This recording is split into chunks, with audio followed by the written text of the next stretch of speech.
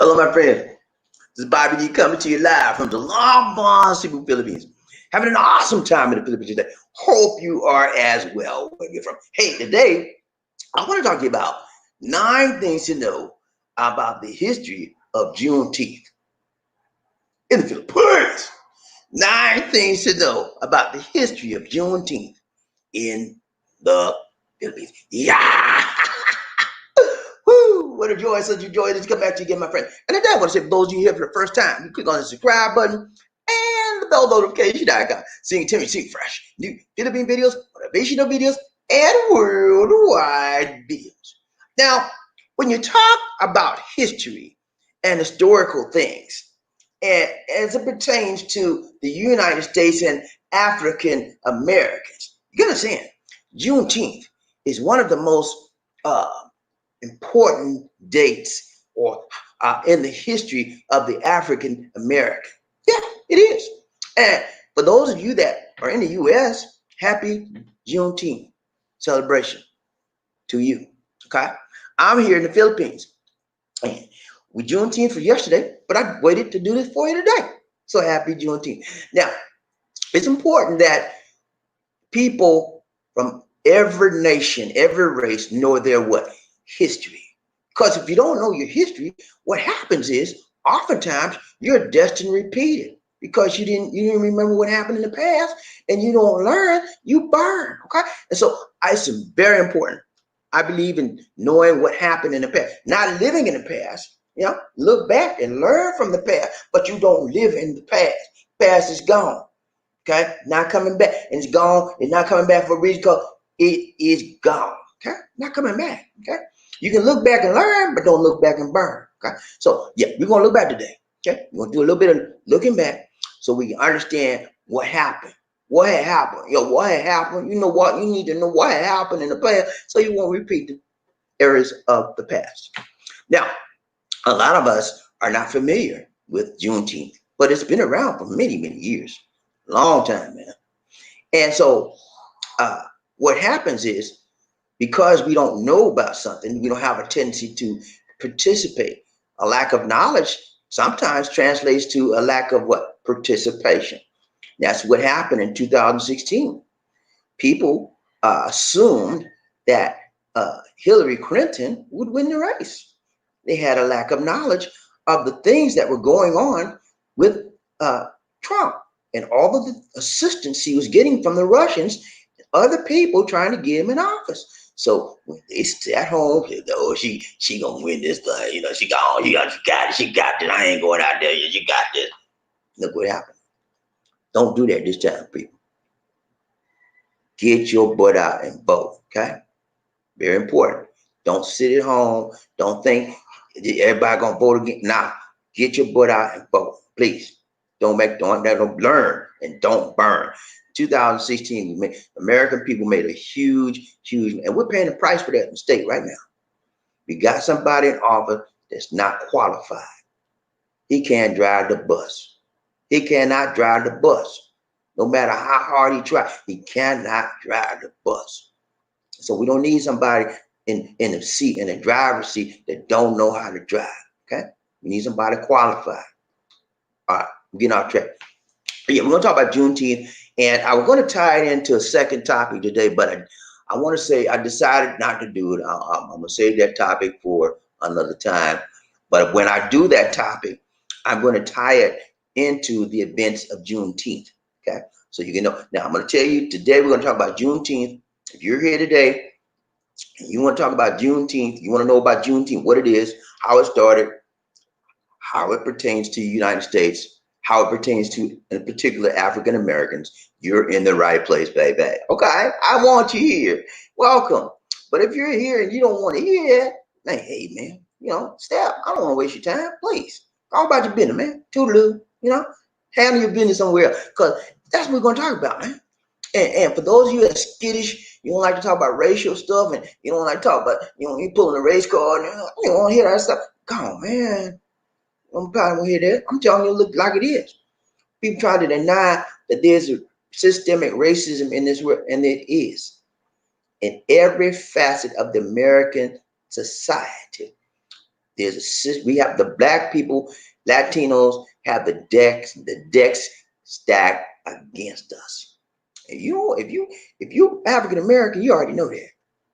You Caucasian, you like, what are they talking about? I don't know. What are they talking about, Daddy? I don't know what do they mean? It's like that's yeah. You don't know because you ain't got this color, baby.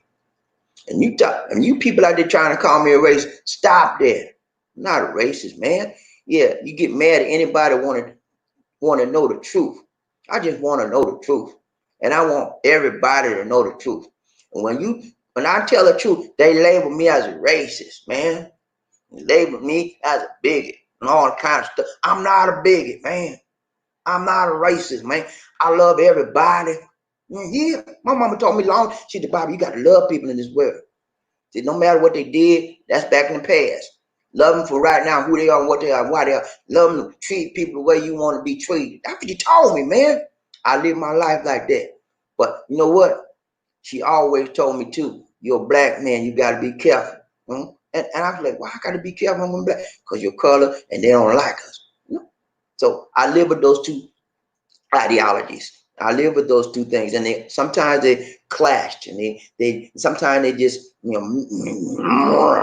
and I'm like every African American in the United States is like two people in us. We're American, right? But we black, and the blackness of our experience has a tendency to mutilate our patriotism. Yeah, you don't believe me? You don't believe me? Ask Ahmaud Arbery, passed away, rest in peace. Ask George Floyd, passed away. Ask Rashard Brooks. Ask Sean Reed. And I could go Eric Barner. I can go on down the line. Okay? Trying to live a life in a humane way. Ain't bother nobody. And people come bothering you. Now, you say, well, Bobby, why you always blaming on the popo? You always blaming on the police. I'm not blaming it on the police. If truth be told, they're needed in society. They're needed very badly. But they're not needed to pick on people that for no reason, just because they're color. Right? Those ones need to be gotten out. And the reason they do that is because of systemic racism. You know, some cops are racist and don't even really know it. Except when they come to a black man, they want to kill him. Blood come in their eye. He says something because they have this supremacist attitude in their mind, like they're better than us. And until they get that stuff out of their mind, it's gonna be killing us all over and over. They need to go through the police department, find these policemen that are basic racist and has white supremacist tendency, get them out of there. It's a new day. I am so thankful to see Black, white, Latino, Asian, everybody coming together in legal, lawful protest of systemic racism. And it's not only in the USA, it's in the Philippines. People are protesting, man. Philippines, worldwide. You know, it's going to be some changes, man. You hear me? It's going to be some change. And it's going to be real. You think a lot of times when a person get killed, they die down, don't hit nothing up. No, this ain't going to die down. This is worldwide. This is worldwide, and things are going to change. But in the meantime, you have to maintain status quo. What you mean, Bob? They maintain status quo. What you mean, man? Maintain status quo. Keep on keeping on. Be vigilant, be diligent, and if you get stopped by a cop, you better comply. You better comply with everything they say. Okay? If they misuse your rights, abuse your rights, you have a life.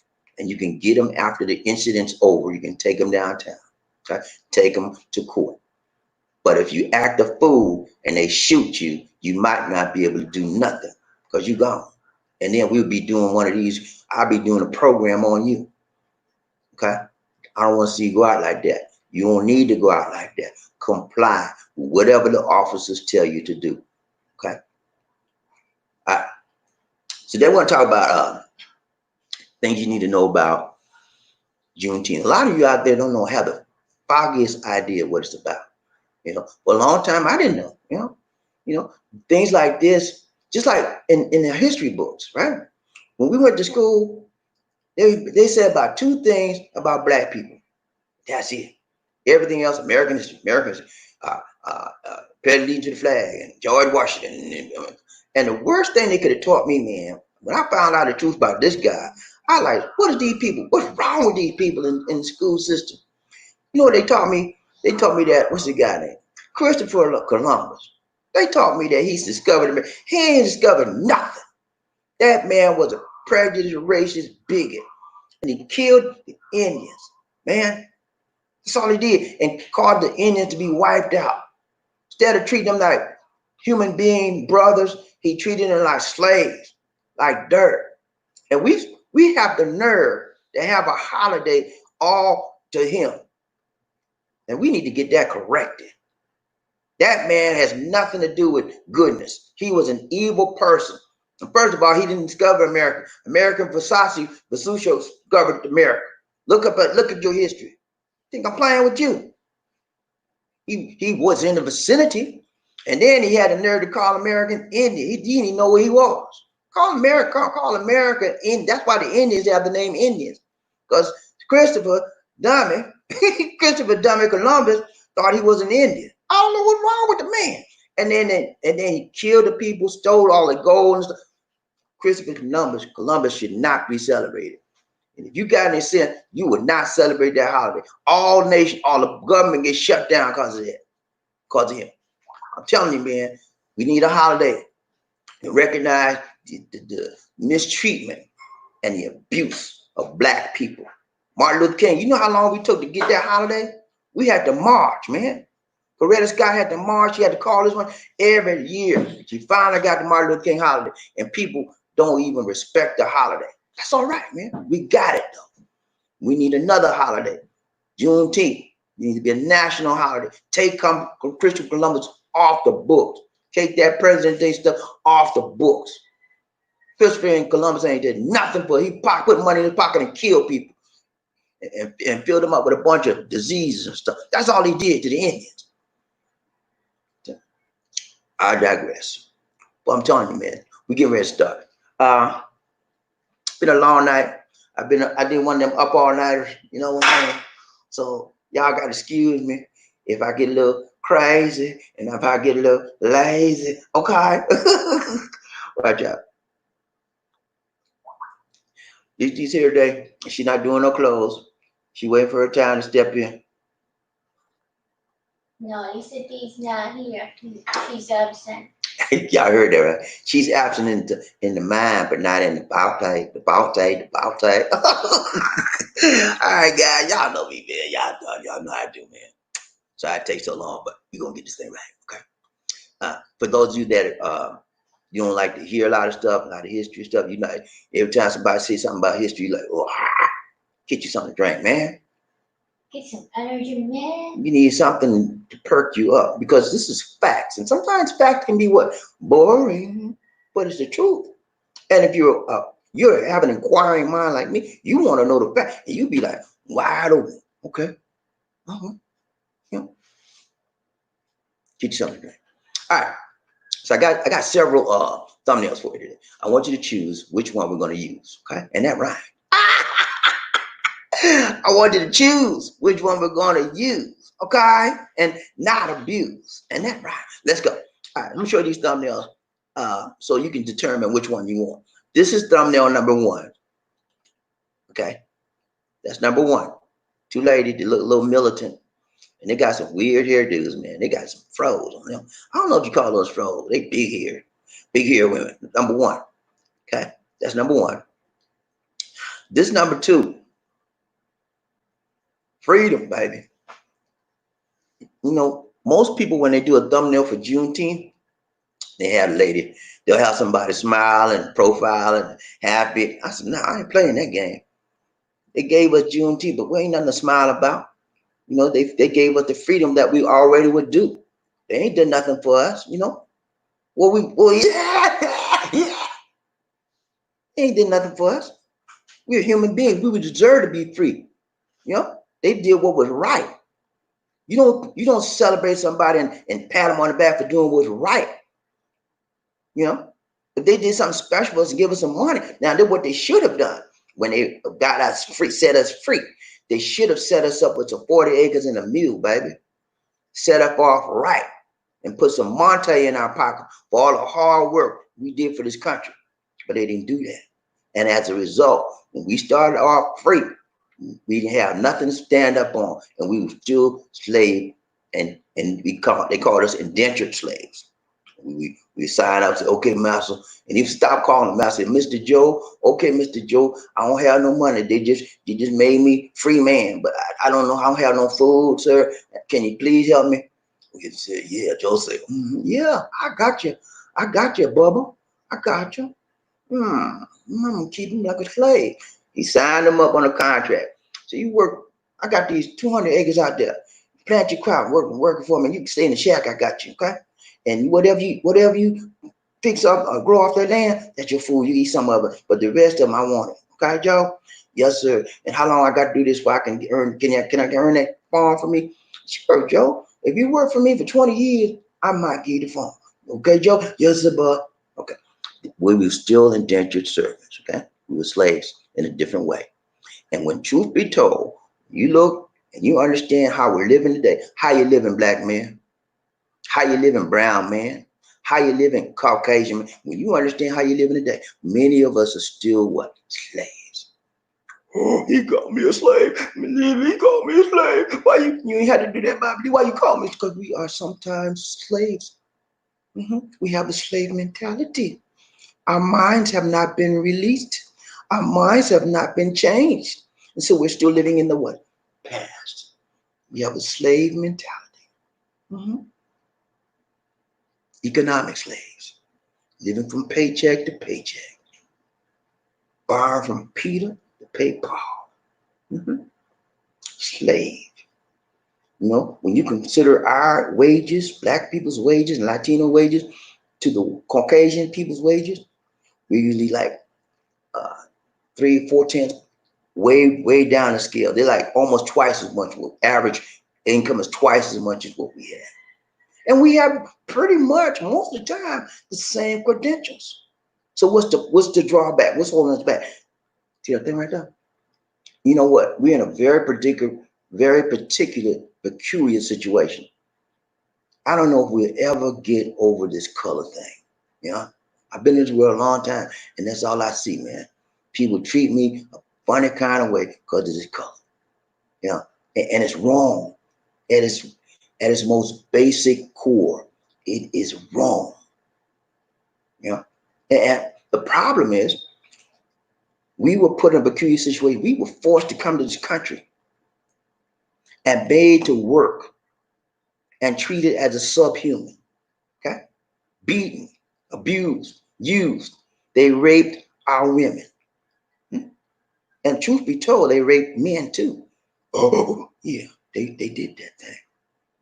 Black men. And you know why they raped them? I'm gonna tell you, I read this when I was a freshman at Clark College. I took Black history. You know what I raped them? You know what they did? Let me tell you something.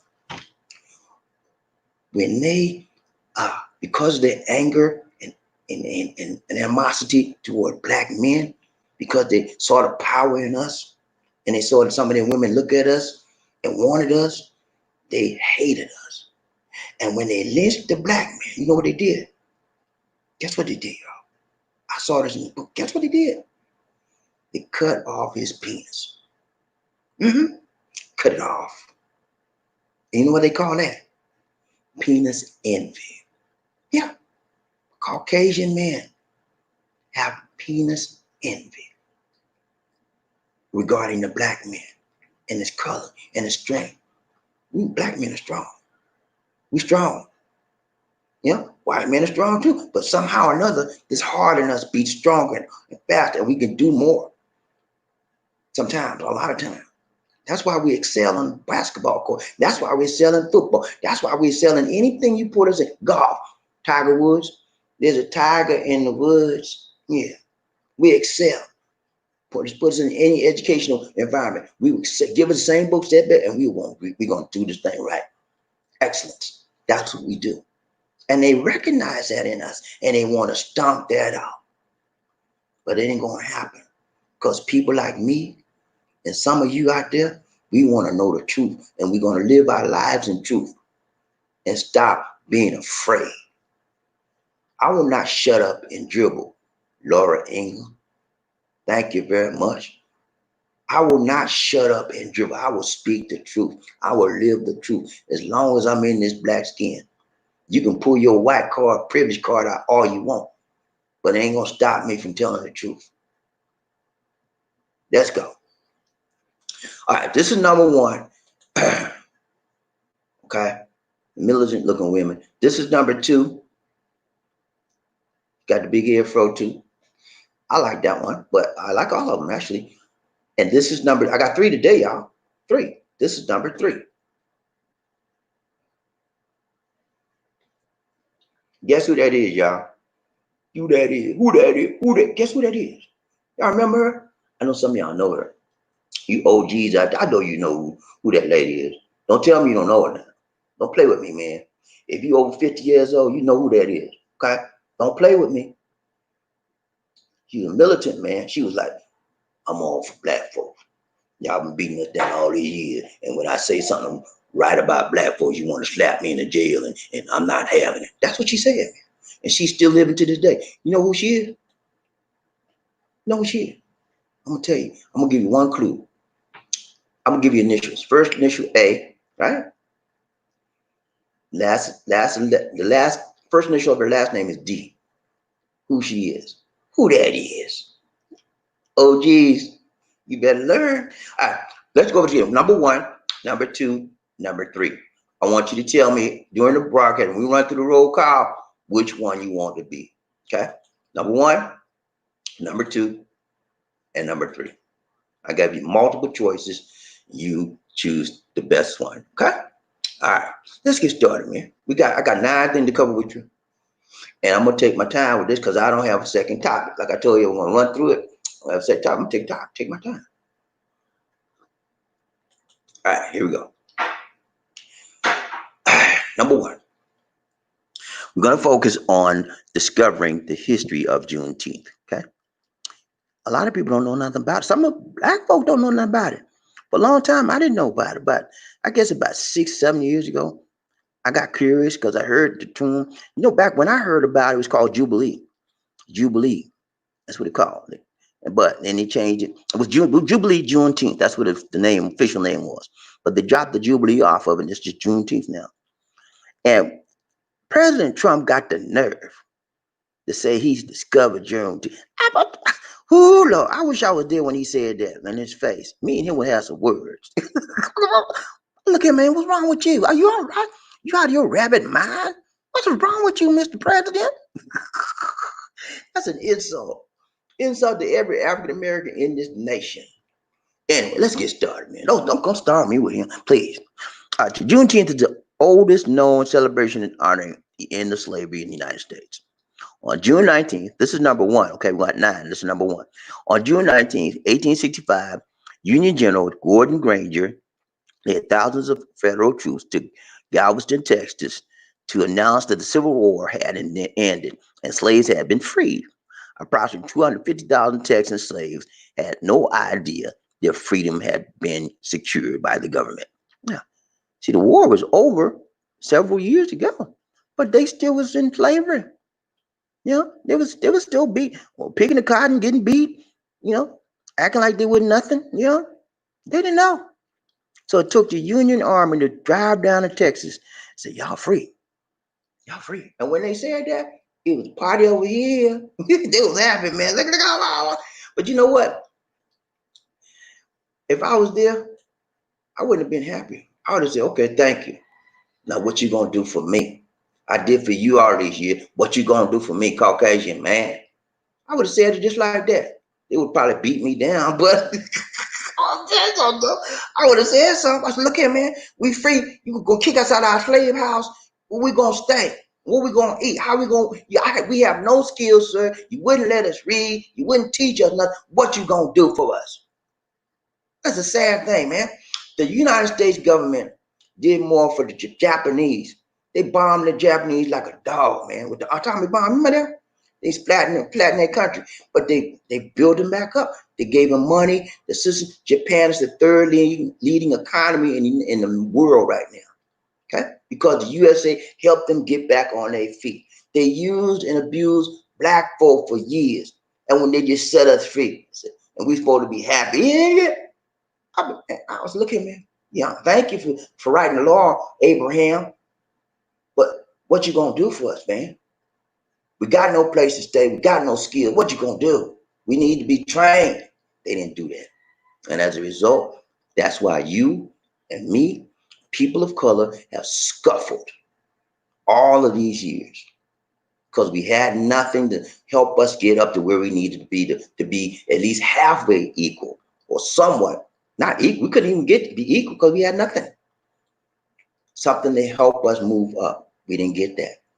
And to this day, my friends, there's a huge disparity between Caucasian man and the African American in the United States of America, as far as health, as far as jobs, as far as social, anything you can name, we are on the bottom and they're on the top because they didn't set us up properly. They didn't help us, assist us to get the things we need, any training skill, none of that. They just let us go. That was probably, it was a good thing. Don't get me wrong. We need to be legally emancipated. However, there was a way that should have been better. They should have had a program, a plan, something that would teach us and train us how to do this, how to do it, and move on up. We had none of that in place. So we had to learn quickly. That's one thing that helped us black people. We were very adaptable, we were very flexible, and we were smart. They thought that, a lot of them thought that, well, we just let them out, let them out, let them out, let them out. Be all right. Then they're gonna kill themselves, but they ain't know what to do. We learned some things. We had to learn the hard way. But many of us learned they were millionaires and stuff. Y'all remember in Tulsa, Oklahoma, where they're getting ready to have they're gonna have the presidential rally, whatever they want to call it, like Trump crazy man stuff. That's where millionaires, black millionaires lived. And the white folks were so jealous, man. You know what they did? You know what they did, man? I'm serious. You think I'm playing with you? They burned the black community down. It's called the Black Wall Street in Tulsa, Oklahoma. They burned it down. They were so jealous. Black people had businesses all up and down the street. Whole block, whole set quadrant of the city was just black owned, black this, and they were business minded, and they did it the right way. They got jealous because we were living better than them. We were living large, baby. They were scuffling under our feet. We like, oh, look at the white man. Look at the white man, y'all. And we ride in a nice car. I mean, they burned it down, killed a lot of people. Let's continue. All right, so Lisa, you all right? You all right, Seamus? She good over there. All right, let's get to number 2. Let's finish number 1 first. All right, so they had to they went to Galveston, Texas. Approximately 250,000 Texan slaves had no idea that they were free, and they had to be free. Okay, so it took the United States government to go down to Texas, federal army, to liberate the Texan slaves because they wouldn't tell them they were free. They was free, but they wouldn't tell them. They just kept on making them like they were slaves. Number 2. Emancipation Proclamation suggested otherwise. Lincoln's primary objective was not to ameliorate. That's a big word, Bobby. What do you mean, ameliorate? Ameliorate. That means to help them to be better, or to help them be good, and to improve themselves. So the primary objective of Lincoln was not to help the people improve their lives of those in bondage. He didn't want to help the slave. You think he wanted to help the slave? No. Lincoln's objective his intent was preserving the Union. That's all he wanted, man. You think he cared about you? That's why he said, "Oh, I'm so sorry, black folks in slavery. I can't do this. My heart tell me it's wrong." No, he said they supposed to be. In his mind, we were slaves and we supposed to be slaves. He said, the only reason I'm doing this to preserve the Union. I got to do this, preserve the Union. I don't care nothing about freeing them. They ain't nothing to me. That's what's in his mentality. Lincoln, everybody, honest, yeah. He was prejudiced too, man. He was a racist. He was a bigot. And I think he had slaves owner. He was a slave owner too. And the only reason he did that proclamation was to preserve the Union. Okay? You said, so we supposed to pat him on the back for that? He was just doing his job. He didn't care nothing about us. He said, Bobby, you being un-American. I don't care what you call me. I'm just as American as you, Caucasian man. I'm just as American as you, black man, brown. I'm just because I was born in the USA. That makes me American. Okay? Don't call me un-American. I served my country. What did you do, brother? You sat home acting a fool and trying to dodge like POTUS? I served my time, man. I volunteered. I didn't run away. I didn't say, I got a bone spur. I got a bone. I didn't do none of that. I served my time. So don't call me un-American. I'm just a patriot just like everybody else in America. But I'm telling the truth. And when I tell the truth, then I'm un-American. He's un-American. He's just one of them people that need to shut up and dribble. I'm not gonna shut up and dribble. I'm a black man, proud to be black. Okay? I think I'm better than the white man. No, not better than nobody. I'm just proud of who I am. Proud of my color. I'm proud of this chocolate, sweet chocolate. You see this? I'm proud of this. Because that's how I was born. Don't make me think I'm better than nobody else. But I'm proud of who I am. And if you white, you be proud of who you are. Okay? Don't make you better than me. Just be proud of who God made you. Let's continue. So yeah, he didn't want to, he really didn't want to free the slave. He did it because he had no choice. In August 1862, Horace Greeley, the editor of the New York Tribune, published an editorial address to Lincoln, preserving the Union, preserving his stance on slavery, pressuring him to say his stance on slavery, and urging him to abolish it. Lincoln responded in an open letter to Greeley, published in the Tribune that same August. This is what he said. This is quote, and this is Lincoln talking. My paramount object in this struggle is to save the Union, and is not either to save or destroy slavery. Lincoln wrote, what I do about slavery and the colored race, I do because I believe it helps to save this Union. Okay, you got that, guys? You heard what he said. Did you hear what he said, man? People up there praising Lincoln. I praise him. He ain't did nothing for me. He signed on the dotted line. That's his job. When we brought this country, we should have been free anyway. From Jump Street. Bump Lincoln. Care nothing about him. He didn't want us to be free anyway. He did it to save the Union. Okay? No, give me no. Abraham Lincoln was the best president. He was nothing but a prejudiced Caucasian slave owning man. He did what he did not because he was convicted in his heart that slavery was wrong. He did what he did because he wanted to save his Union. He saved the Union, and he signed a proclamation. Give him credit for signing it. That's it. He ain't did nothing else for us. My ancestors struggled, and they struggled mightily. If he was a good man, he would have had plans and programs to help us get up. He didn't do that. So he ain't done nothing for me. Okay? Better listen to me. If you black man, you better listen to me. Well, you were brainwashed in school. Abraham Lincoln, he freed the slave. Yeah, he got it free. Abraham Lincoln was good. He was a good man. Get it right, man. Learn, read your Bible, read your book, read the history book. Learn, man. They taught you in school. They brainwashed you in school. I went to school too. Elementary and high school, they brainwashed me all my life, most of my life. I thought Lincoln was a good man. I thought Christopher Columbus was good. He discovered America. You better shake off that mess. Get you some truth in you. Live right, think right, walk right, talk right, be right. Stop living in lies. Open your eyes in that rhyme. Let's go. All right. I just gave you that one. Number three. Okay. Lincoln and the Union Army used slavery as a political motive to justify strengthened military endeavors against the Confederacy. Black soldiers were able to fight for the Union when Lincoln passed the proclamation.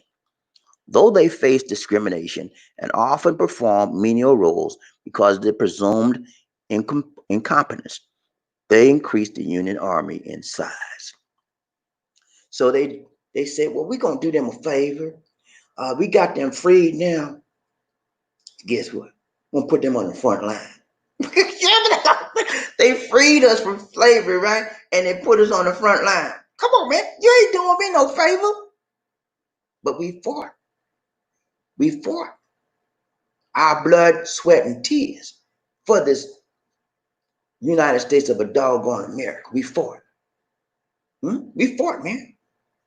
And you know, they said, well, they still use the N-word. They still N-words. You know what I'm trying to say? They still N-words. But we're gonna let them fight. We need more people. And then they made us do their mess. We had to pick up the dead and dig grave, the ditches, menial stuff, because we ain't nobody. Yeah, right? That's still in their mind. They freed us, but still treat us like dirt because of this color right here. To this day, we're still fighting for our freedom. We're still fighting for the right to be treated fairly. We're still fighting against injustice. We're still fighting against the license to kill policemen out there, the license to kill black men. I'm gonna kill a black man today. Let me see whom I'm gonna get today. I'm gonna pick that one right there. Come here, boy. Sir, you talking to me? Yeah, you boy. Sir, I'm not a boy. I'm a grown man. I'm talking to you, boy. I said, look here, man. I'm a grown man. I told you that. Please speak to me respectfully, and I'll speak to you. How can I help you, officer? I just saw you jaywalking. Sir, I wasn't jaywalking. I walked. There's no lights here. How could I jaywalk, sir? I'm walking on the street. Put your hand behind the back. I said, sir, please. I didn't do anything wrong. Why are you arresting me? I told you jaywalk. Sir, please. Next thing you know, beat the boy up, put him in a paddy wagon, and just have his way.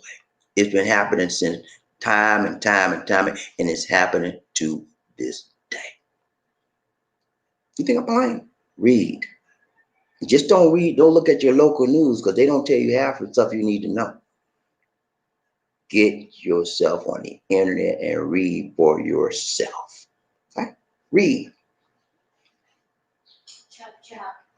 Okay, at least they want me to speed up. All right, let's go. All right, but I'll tell you right, man. Please. You messing with me, y'all. Hey, this don't need no energy because I'm telling you the truth. You have to know the truth. Sometimes I told you at the beginning that when I tell you historical stuff, sometimes it gets a little boring. And you be like, oh, you can bore all you want. You're going to miss the good stuff I'm telling you. So far, I've been telling you some positive, very insightful things that some people just let go by. You know? I'm telling you, man. I gotta speed it up because she don't speed. All right. We on number 3. Okay. So, what was that? They faced discrimination and often performed menial roles because of presumed incompetence. They increased the Union Army inside. So we helped the Union Army defeat the Confederacy, and we still were treated like dirt. World War I, we did the same thing. Pulled us in the war. We still treated World War II, Korean War, every war since, they still get treated like dirt. On the books, they supposed to treat us like brothers in the military. When I went to the military, I knew that there was a difference between me and the Caucasian next to me. But somehow or another, you're trained to overlook that difference and treat them like a brother. But sometimes you can get treated like a brother. I can feel it. And if you're in this skin, you can sense things. And any man going to the military, Caucasian, black like me, you're gonna know when they doing wrong. Okay, you can just feel it. But it's there. But because of the military code, you gotta ignore that and try to treat everybody like brother. You treat them like a brother, they don't treat you like that. That's the way it is, man. Hey, you guys out there been in the military, you know what I'm talking about. Let's go. All right, see right here, we're on number 4. open the door. Okay. Civil War ended in April of 1865. In the June of that year, General Gordon Granger and his troops traveled to Galveston, Texas, as I mentioned to you earlier, and announced General Orders Number 3. It stated, "The people of Texas are informed that in accordance with a proclamation from the Executive of the United States, all slaves are free." Yeah, that's Gordon right there. Had a big old beard. And he was with the Union Army. And as you can see to the left there, this how they sold Negroes when they came from Africa. See, it was like product, man. We were commodities. We were objects. We were not people. We were subhuman.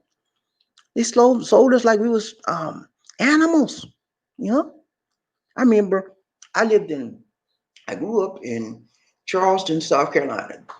They call it the city by the sea. It's a beautiful city. If you have a chance, guys, if you get down to South Carolina after the COVID stuff, check them out. Check Charleston out. You will be absolutely thrilled and amazed. It's a beautiful city. And the people like me, oh man, you see how I'm nice and happy, Kevin? You know, I'm nice and friendly, and that's all it is, man. Friendly people like me. Okay. You gonna have a good time. But anyway, they in Charleston, I live by what's called the public market. Now, what happens is in the public market back in the day when they were slaves, they would take the slaves, right? People like me and you, what this call it, brought from Africa, involuntarily in chains, and they would line them up on the market counters, like a big counter, right? They would line us up and then say, they pull it off and see, there's a big healthy buck right here, and all that kind of stuff. Like we was animals, man. And they would sell us to the highest bidder. You know how humiliating that it is? You're an African king, and they take you from your homeland, and they sell you like a piece of meat and like an animal. You know how humiliating that was? You have a big chain collar around your neck, your hands are chained, your feet are chained. You can't do much. You just like to do. And they say, come on, boy, pull you down with the chain. They did my people wrong. And now they want us just to say, it's okay. So it is okay because it's over, that part. But what are you doing now is not okay. Okay? You're still doing things of the past. You have to stop that, America. That's why there's rioting. That's why there's protesting in the streets right now. Because you're doing things of the past that does not need to be done. We don't want to live in the past. We have to live for now. Treat me right. Treat our people right now. All right. So they had to tell the people in Galveston they're now free. Okay. All right. Number 5, make you want to be alive.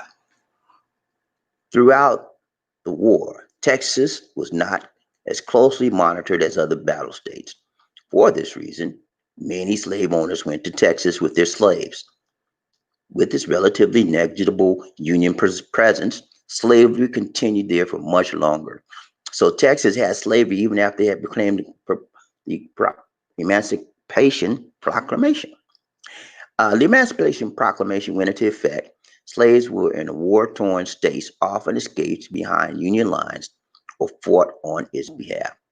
Look at this. I thought this was very, very enlightening. Langston Hughes, one of the great American writers and authors and poets, he said, "I swear to the Lord, I still can't see why democracy means everybody but me." And that is so true to this day. We live in a democracy. We live in a free society, but we are treated still to this day as subhuman beings. You say, but you know, they don't treat me like that, but they don't treat you like that. But when you have a policeman that's licensed to kill black folk and you make him mad, I don't care if you're a doctor, a lawyer, Indian chief, you could be an astronaut, you could be a multi-millionaire. If you got this color and you mess with a cop and he's licensed to kill, you could be on the list. You could be another victim, the number on the list. All right, let's go. A few more, we done, man. We done. I'm not gonna keep you long. No, we got this going on. Number 6, pick up the sticks. The slaves who got the news were jubilant to hear their freedom on Juneteenth in the book. Don't start past. his memories. He says, memory and history in Texas. Felix Haywood, a former slave who gave a testimony about Juneteenth as part of the New Deal project. This is what he said, and I quote, the end of the war, it comes just like that, just like that. Like you snapped your fingers. Hallelujah broke out. Soldiers all of a sudden was everywhere, coming in bunches, crossing and walking and riding. Everyone was singing, was a singing. We was all walking on golden clouds. Everybody went wild. We was free, just like that. We was free. That's how it felt. That's how it felt. They were happy, man. But that happiness didn't last too long. It didn't last long. Because when all the jubilee, all the euphoria came down, they were still on the ground of slavery. That didn't change. They're still living in slave shacks. They had no place else to go. The government didn't have the decency, after oppressing these people for hundreds of years, did not have the decency to help them get educated, to help them learn to read, to help them learn to write, to help them learn skill. Did not have the decency to do that. What kind of government is this, man?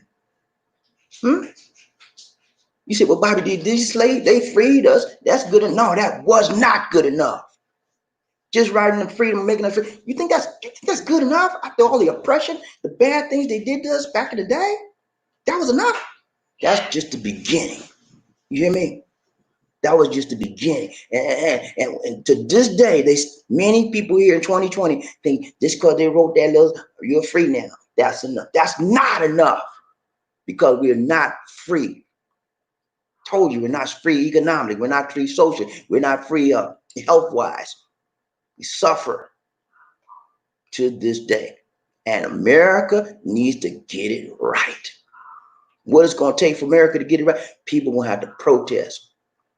And we're going to have to get the right people in office. And I'm going to tell you something. In the next 20, maybe 15 or 20 years,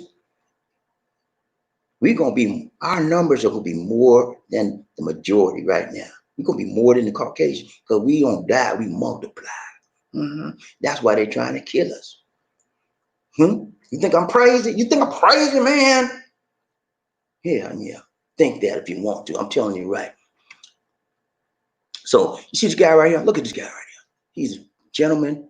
He was. You can tell he was a former soldier. He still got on his Union hat and his parts of his uniform. He has 2 children there, and he has a beautiful wife. He's a good man. There were black men that were good back in the day. They were trying to be good and trying to live decent lives. But they're portraying us as bad then and bad now. And it is wrong. All right, let's go, man. At least you want me. Watch out. Okay. Let's go. Let's go. Okay, she adjusting the table, y'all. All right. I love me some Lisa D. All right, let's go to the next one. This is number, I forgot what number we're on. I think it's number 6. Number 7. Everybody want to go to heaven. All right. So you see that man right there? You see what they did to this man? That's what America, the United States of a doggone America, did to us. See all the scratches, all those marks on his body, all those scars? You think he enjoyed that?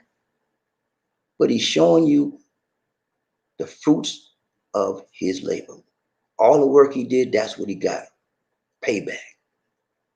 They beat him like a dog. Can you imagine the pain he went through to get those whips, the stripes on his scars on his back? That's pain. Every time the whip hit him, flesh popped out. Blood, sweat, flesh popped out. Can you imagine the pain he felt? They're still doing the same thing as to this day. It's just in a different form. Why you got to say all that? Why you got to say? Because I'm telling you the truth, man. Sometimes the truth hurt. I know it does. Number 7, freedom did not come at the snap of a finger for everyone in Texas. Some people who should have been free continue to work through the harvest season because their masters withheld this announcement to reap more wages. They wouldn't tell them it was free, y'all. Said, hey, we gonna keep this from them. They can't read anyway, so we just not gonna say nothing. This left many former slaves treated as though they were still in bondage. A Lone Star passed. This is a book. Susan Merritt reported, lots of Negroes were killed after freedom bushwhacked, shot down while they were trying to get away. You could see lots of Negroes hanging from trees in Salmon Bottom right after freedom. Mm-hmm. Tried to get to freedom. Said, no, the only way you're going to be free is hang on a tree. That's how they did us, man. You see, I'm bringing this up. You think I'm bringing this up just to bring it up? No. This is all a part of Juneteenth. Okay? All a part of Juneteenth. I got 2 more. We done.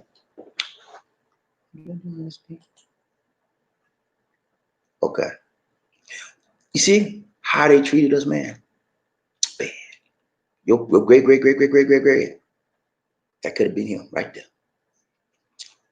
We have to remember some things so that we do not repeat those things. You say, well, this is 2020, Bible. We ain't going back to no slavery. You never know.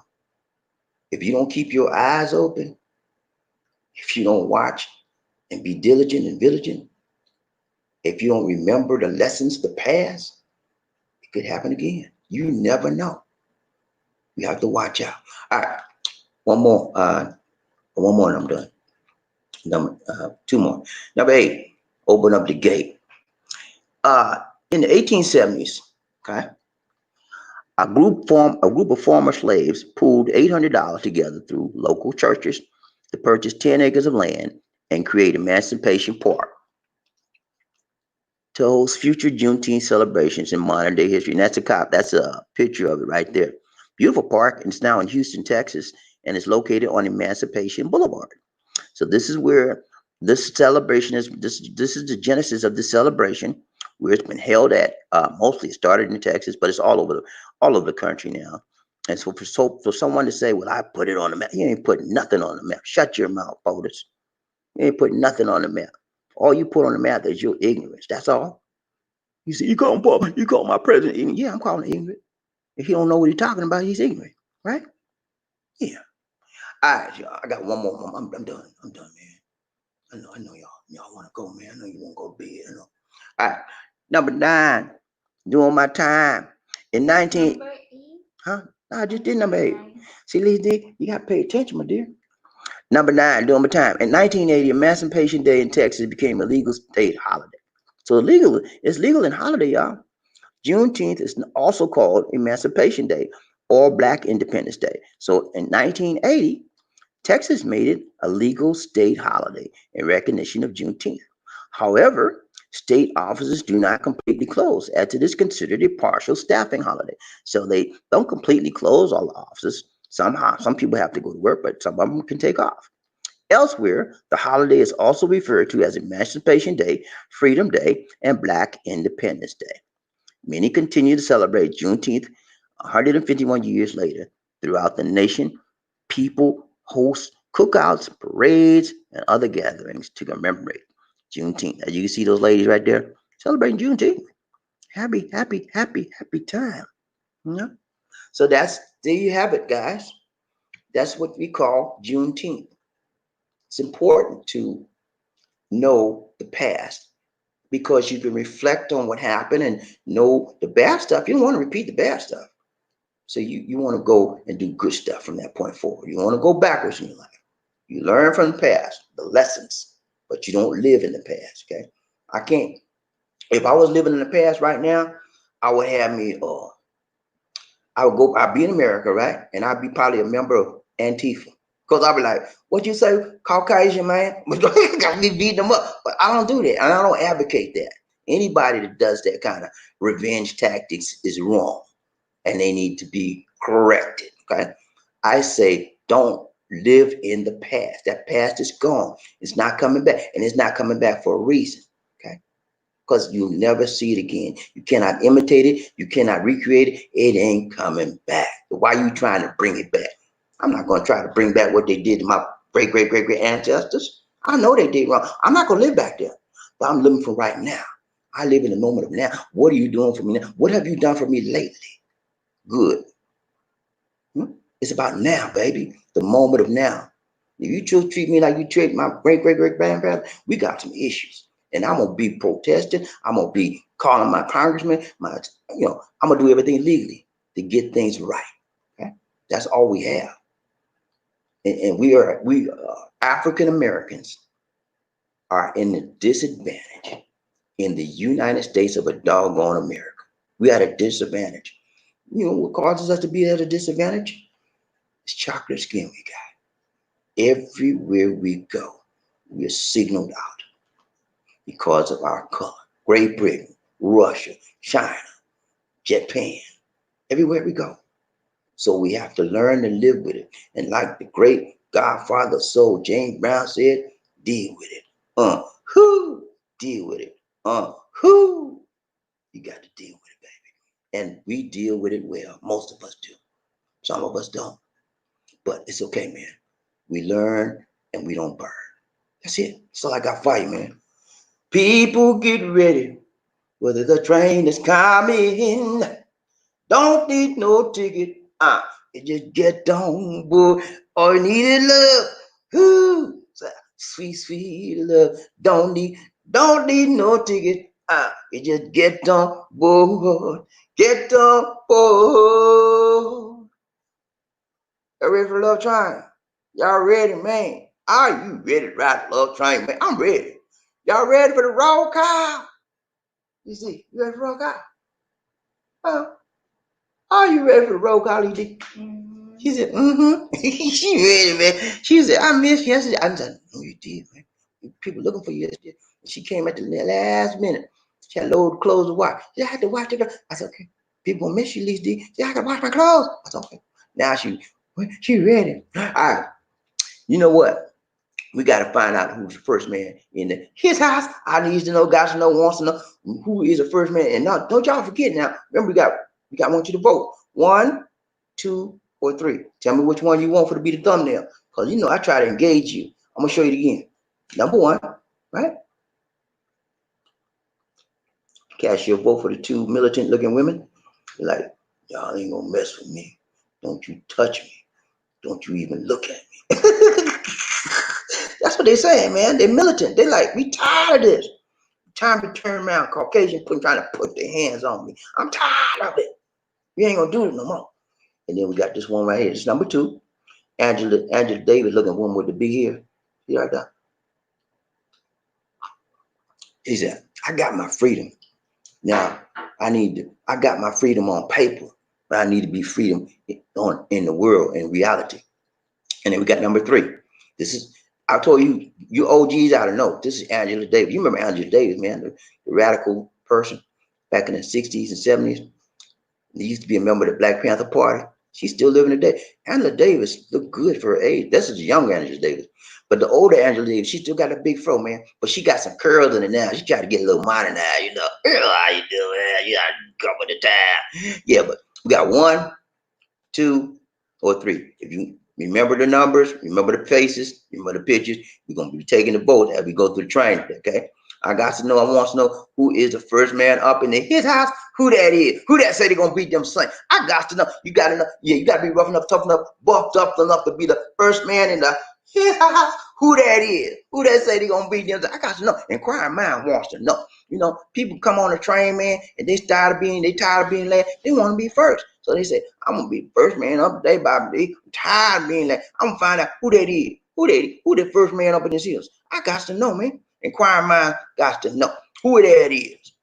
Hello, what's up? Stream What's y'all. up? Get out of here, stream y'all. I told you, what's stream y'all doing? Keep messing with me. All right, I got to drill down more. I got to find out who is the first man up in his house. Who that is? Who that say they're gonna beat them? Who that? Hey, what's up, Murphy? Yeah, Murphy did the dog on. He said, I'm tired of being left. Murphy, hey, he's a strong man.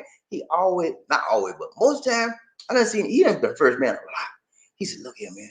I don't like being last. I don't like being late. I'm gonna be number 1 today. He made it too. He said, how about it? He said, 2. Hey, what's going on, Murphy? You all right, man? Good to see you. Good to see you. See ya. I know y'all mad at me because I told you. Yeah, you. Y'all mad at me because I done tell y'all some stuff y'all don't want to hear. Y'all don't want to hear that stuff about black folk. You know why? I know Murphy all right, but a lot of y'all, check them out. A lot of y'all like y'all just want to sit there and be little good boys and dribble the ball. Take that off. What? Please, Steve.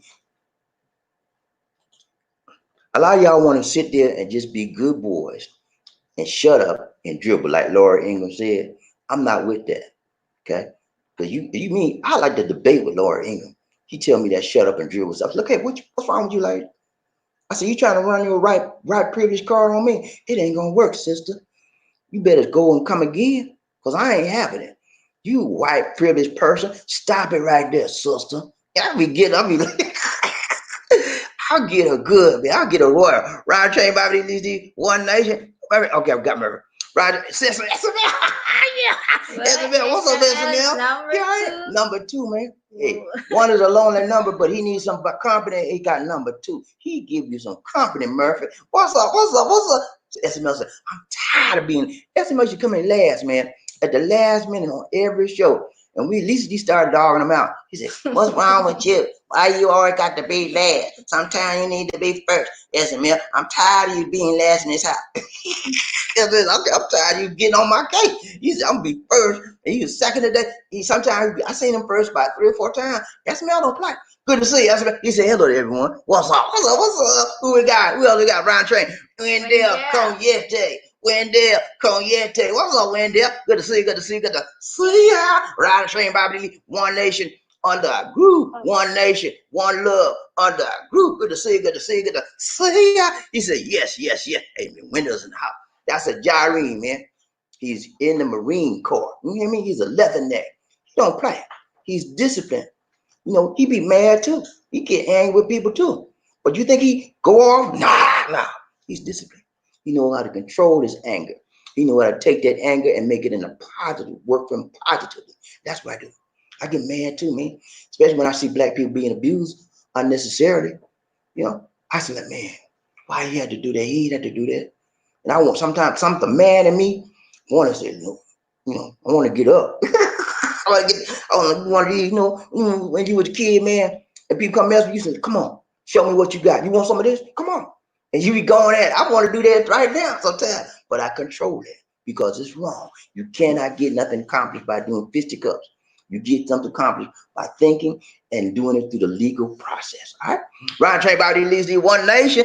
Wendell Kanye. He said, good morning, Bobby Lee. Hey, good morning to you, Wendell. You doing good, man. Good to see you. Good to see you. Wendell's waiting.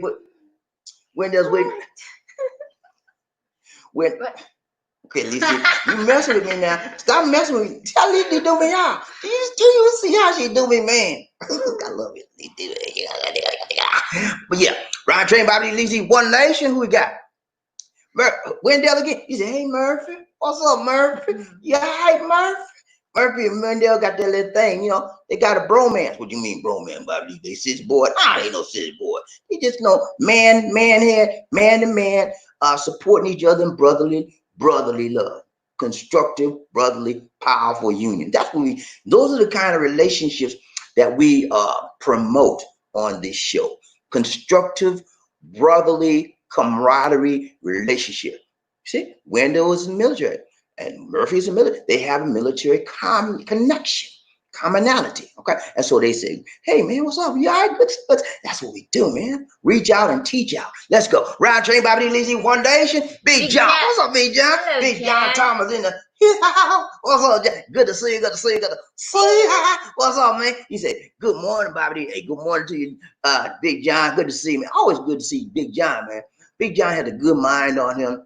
He's a very loving and caring man. And he's a Christian man. He loves the Lord. Don't say nothing against the Lord when you're talking to John. You got a problem, man. He goes, what'd you say, man? You said something about the Lord. Did you say something that you don't love Jesus? He don't say nothing about Jesus around me because you're gonna have 3 issues. No, but Big John is a good man. He's a God-fearing man, just like me and most of you guys out there. And we have the same connection, man. We want to do right, live right, be right, talk right, and walk right. Good to see you, John. Ryan Train, Bobby Lee, One Nation. Baby, hey, what's up, Murphy? Good to see you. He said, Wendell. Hey, Wendell. See, what's up, my brother? Good to see you, good to see you, good to see ya. Ryan Train, Bobby D, Lisa D, Robert Martis. Robert Martis in his house. What's up, Robert? He on the train today? You riding that train today, man? Good to see you, Robert. Be more consistent, okay, Robert? I haven't seen you in a while, man. I ain't seen Robert in about a week now. Robert, what's wrong with you, man? Hey, man, do me like that, man. Always show up. When you show up, we gonna show up. He's a hell of Bobby Lee. Toot, ride the train, ride the nation, under a groove. Let's go. Murphy, hey, he said, hey, yes, man. What's up, man? You all right? Good to see you, man. I'm glad you're number 2. I'm number 1. Sincerely, the imp. We got an angel in the house. Angel in the house. Angel in the house. Angel, man. What's up, Sincerely? He said, happy Juneteenth. Toot. Happy Juneteenth. Toot. Sweet love train. Lisa D and Bobby. She said sweet love. She didn't say that bittersweet. She said sweet. You don't like nothing bittersweet. She wants the sweetness. And that's what everybody should want. You should want the sweetness of love in your life, man. I can't live without love in my life, man. I cannot live without loving. I can't. Because that's what life is all about. Giving and loving. When you love someone, you give to them. When you give to them, you love them. You can give without loving, but you can't love without giving. And that's just the way life is. Ryan Train, Bobby Lee, One Nation under our groove. Look at who we got. George. What's up, George? Yeah, hey, man. Good to see you. Good to see ya. He said, hello and good evening. It is 9:40 p.m. in Gwinnett, Georgia. Yes, you're correct about Juneteenth. It's important. Yeah, George is one of my home guys. He's from Gwinnett. I used to live in Gwinnett County for about 4 years. About 4 years. In Snellville, you know what Snellville is? I used to live out there. It was a few of us out there then, but there's a lot of us out there now. But it was rough out there, man. I told you when I lived in Georgia, man, you know what they did to me, man? I was the first one on. Okay, I worked for Bell South. It was called Bell South, owned by Southern Bell, AT&T now. All right. They transferred me from Mississippi, Jackson, Mississippi. I lived there for 2 years. They transferred us back to Atlanta. So the company paid for us to get a house. They paid for us to look for a house, and they paid for us the down payment, the deposit money. They paid. That's a part of the benefit. I was a management, man. I was riding high. I tell you, man, I use this mind more than just for hat rack. A mind is a terrible thing to wear. I use my mind, man. Anyway, they get us over there. We bought a house. We were the first black people in the neighborhood, right? Guess what they did, man? We was out there. I think we was out there maybe 3 months. I come out the house getting ready to go to work. They had a big what's the sign? They had burning gasoline on my yard. The N-word on my yard, man. And gasoline, when you pour gasoline on grass, what? It burns the part you poured on. So I was like, what the heck? I called the po-po, man. And guess what? You know what they did, man? They tried to accuse me of doing it. I said, wait a minute. I said, look here, man. Why would I do something like that? I just moved here. I want to live in peace. I don't want to live in no crime area. I don't want no problems out here. And so they wrote it down to report. They ain't did nothing. So what they did, you know what they did? They followed me for about 2 weeks. And I know what I said, man, I would wave at the man. I said, look, man, you ain't got to keep following me. I didn't do that. And then after 2 weeks, they stopped following me. They always try to prove with me, but they did. That's how they welcomed us in that neighborhood. Racism was I don't know if it's still alive well in Snellville then, but that's when I was there. It was alive and well. Ryan Train, Bobby Lee, G, One Nation. Who we got? Murphy. Hey, what's up, Murphy? He said, "Get orange, boy." Go on, Murphy. Say the thing. Man. He said that thing. He said, "Get him out." I'm gonna tell you, man. Orange boy is on his way out, man. Because have you seen the polls lately? Biden is kicking butt, man. It's like 13 points ahead. And that's way ahead where Hillary was when Hillary ran against him in 2016. Biden is kicking butt, man. And he ain't doing nothing. You know who's 45's worst enemy? 45. Code 45 is his worst enemy. He keep running his mouth. He keep doing stupid stuff like this. Yeah, we can get this virus out of these drinks, this fact. And then he said, what else he says too? He said, you don't have to wear no mask. You don't have to wait. He don't wear no mask. Nobody has to wear no mask. It's suggested. We don't have to wear no. And then he gonna hold a rally in Tulsa with he gonna have thousands of people there. And Dr. Fauci already told, hey, look here, man, you ain't be doing that, man. You gonna spread the fire. He said, well, they gonna sign the waiver so they can't sue me if they get sick. He's killing people unnecessarily. Okay. He got to go. He got to go. He's got to go. Let's go. Round train, Bobby Lee, One Nation. Ezra, man, what's up, man? What's up? He said, what's up, Murph? What's up, Murph, man? Yeah, hey, man. Good to see you. Good to see you. See ya. Round train, Bobby Lee, One Nation. Yeah, man. Markel doing the thing right, doing the thing tight, doing the thing long, doing that thing. Whoa. What's up, Markel? Yeah, good to see you. Good to see you. Good to see ya. Markel, he said, what's up? What's up, man? You doing good, Markel. I know he's doing good. You know what Markel is, that man? He's in Medellin, Colombia. He's in a nice place. It's always a great temperature there. It's not too hot, not too cool. He has a nice place. He's got people to wait on him. He got the Monte.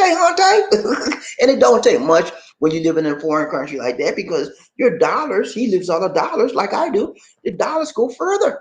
So he's got a maid, man. He's got a driver, drive him wherever we want to go, like a chauffeur. Yeah, he's living the life, man. I applaud you. I salute you, Markel. And I don't want nobody saying nothing bad about Markel living the life. He put his time in, man. He put his time, 10 years, slaving for the government, United States Army, 10 years. And then he got hurt. And now we're going to take care of him for the rest of his life. And rightfully so. Good to see you, Markel. Let's do a dance for Markel. Round train, Bobby and Lizzie, One Nation, under groove.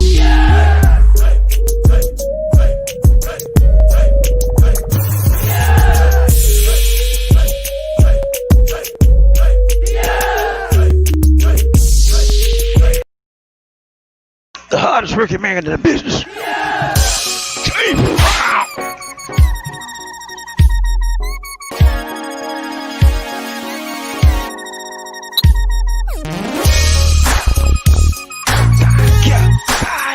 I feel good.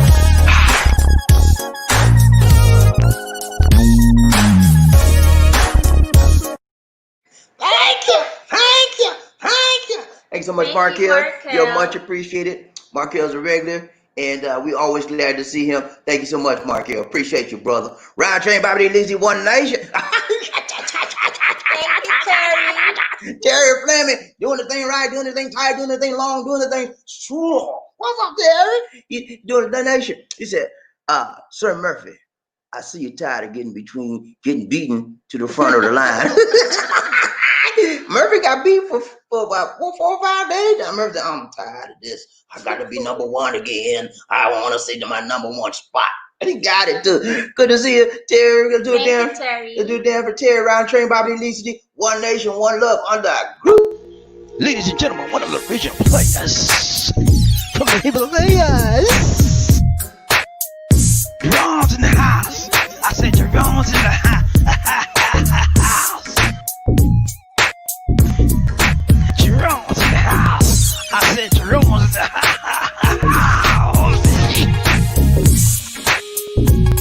Come on, girl, let's do the thing.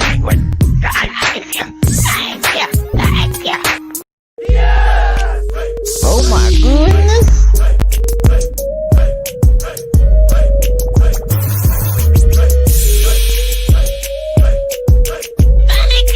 Thank you. So what you trying to do? Thank you. Thanks so much, Market. Terry. Terry Fleming, thank you so much. Terry is giving. He's a giving person, man. He do just like Market. Every time he see Terry, he's like, here you go. I appreciate you. Thank you so much, Terry and Market. We appreciate you. This week. Terry, you doing the thing right, doing it tight. That's right. Thank you, Terry. Thank you, Terry. That's all we can say, man. Thank you for being so generous to us. We love you, brother. Thank you so much. Round train, Bobby Lizzie. Robert Morris. What's up, Robert? Hello, Robert. He said, hello, sincerely. Hello, sincerely, M, my dear. What's up, Robert? Good to see you. Sincerely, M. He said, hello, sir. Robin Morris. yeah, man. Sincerely connecting with a lot of guys on the show, man. Every time we turn around, Sincerely got some guy talking to her. Sincerely, how many boyfriends you got? Roger. A lot. Roger, Bobby Lizzie. Yeah, Brother, hey, he said, a lot of friends. you got a lot of friends. Boys and girls. They say she's just a friend. They say she's just a friend. Oh, baby, ooh, you got what I need. They say she's just a friend. They say she's just. Oh, baby, y'all remember Bismarck, man? Remember that back in the day? Riding train, Bobby. Murphy, hey, what's up, Murphy? He said, Terry Fleming, what it look like, sir? Yeah, man. Talking to his brother. Riding train, Bobby Lizzie, One Nation. With the Markel, he said, I hope everyone has a great day or night. Yeah, man. Thanks so much, Markel. Hey, we got a great day coming today. We just got up a little few hours, but I was up all night. I had up all night last night. Well, sometimes I do that, man. And I don't. Hey, Yeah, we can see that in your eyes. I'm good, man. I know how to deal. I know how to deal with it. Like James Brown said, you got to deal with it. I know how to deal with it. Ron James Bobby leads the One Nation. Sincerely, yeah. She said, Sir Markel, have a great day there in Medellin. Oh, yeah. She talks sweet. Good to see you. Good to see you, sincerely. Ron James. Murphy, hey, what's up, Murphy? She said, same to you. Happy Medellin. Yeah, he said, thank you, Markel. Ron James. Robert Morris. What's up, Robert? He said, what's going on? Retired and happy Medellin. Hey, man. Everybody miss Markel, man. Markel is a good man. And he when he had a show, he provided a lot of very helpful, useful information. And he is a person to be associated with. There's a lot of people out there that do not want to be associated with, okay? Because they take you the wrong way and they take life the wrong way. You don't want to be associated with it. If you're a good person, if you're a person that like going doing crazy, wild stuff, then do it. But most people want to go in the right way.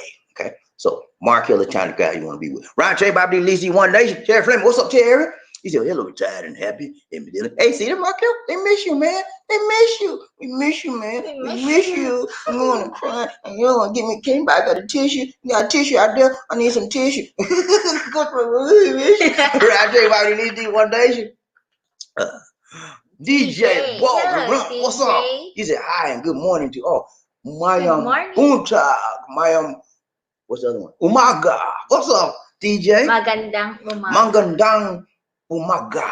Good to see you, my brother. Hey, DJ is an authentic, 100% Filipino guy. I tell you, I have Filipino. Sure?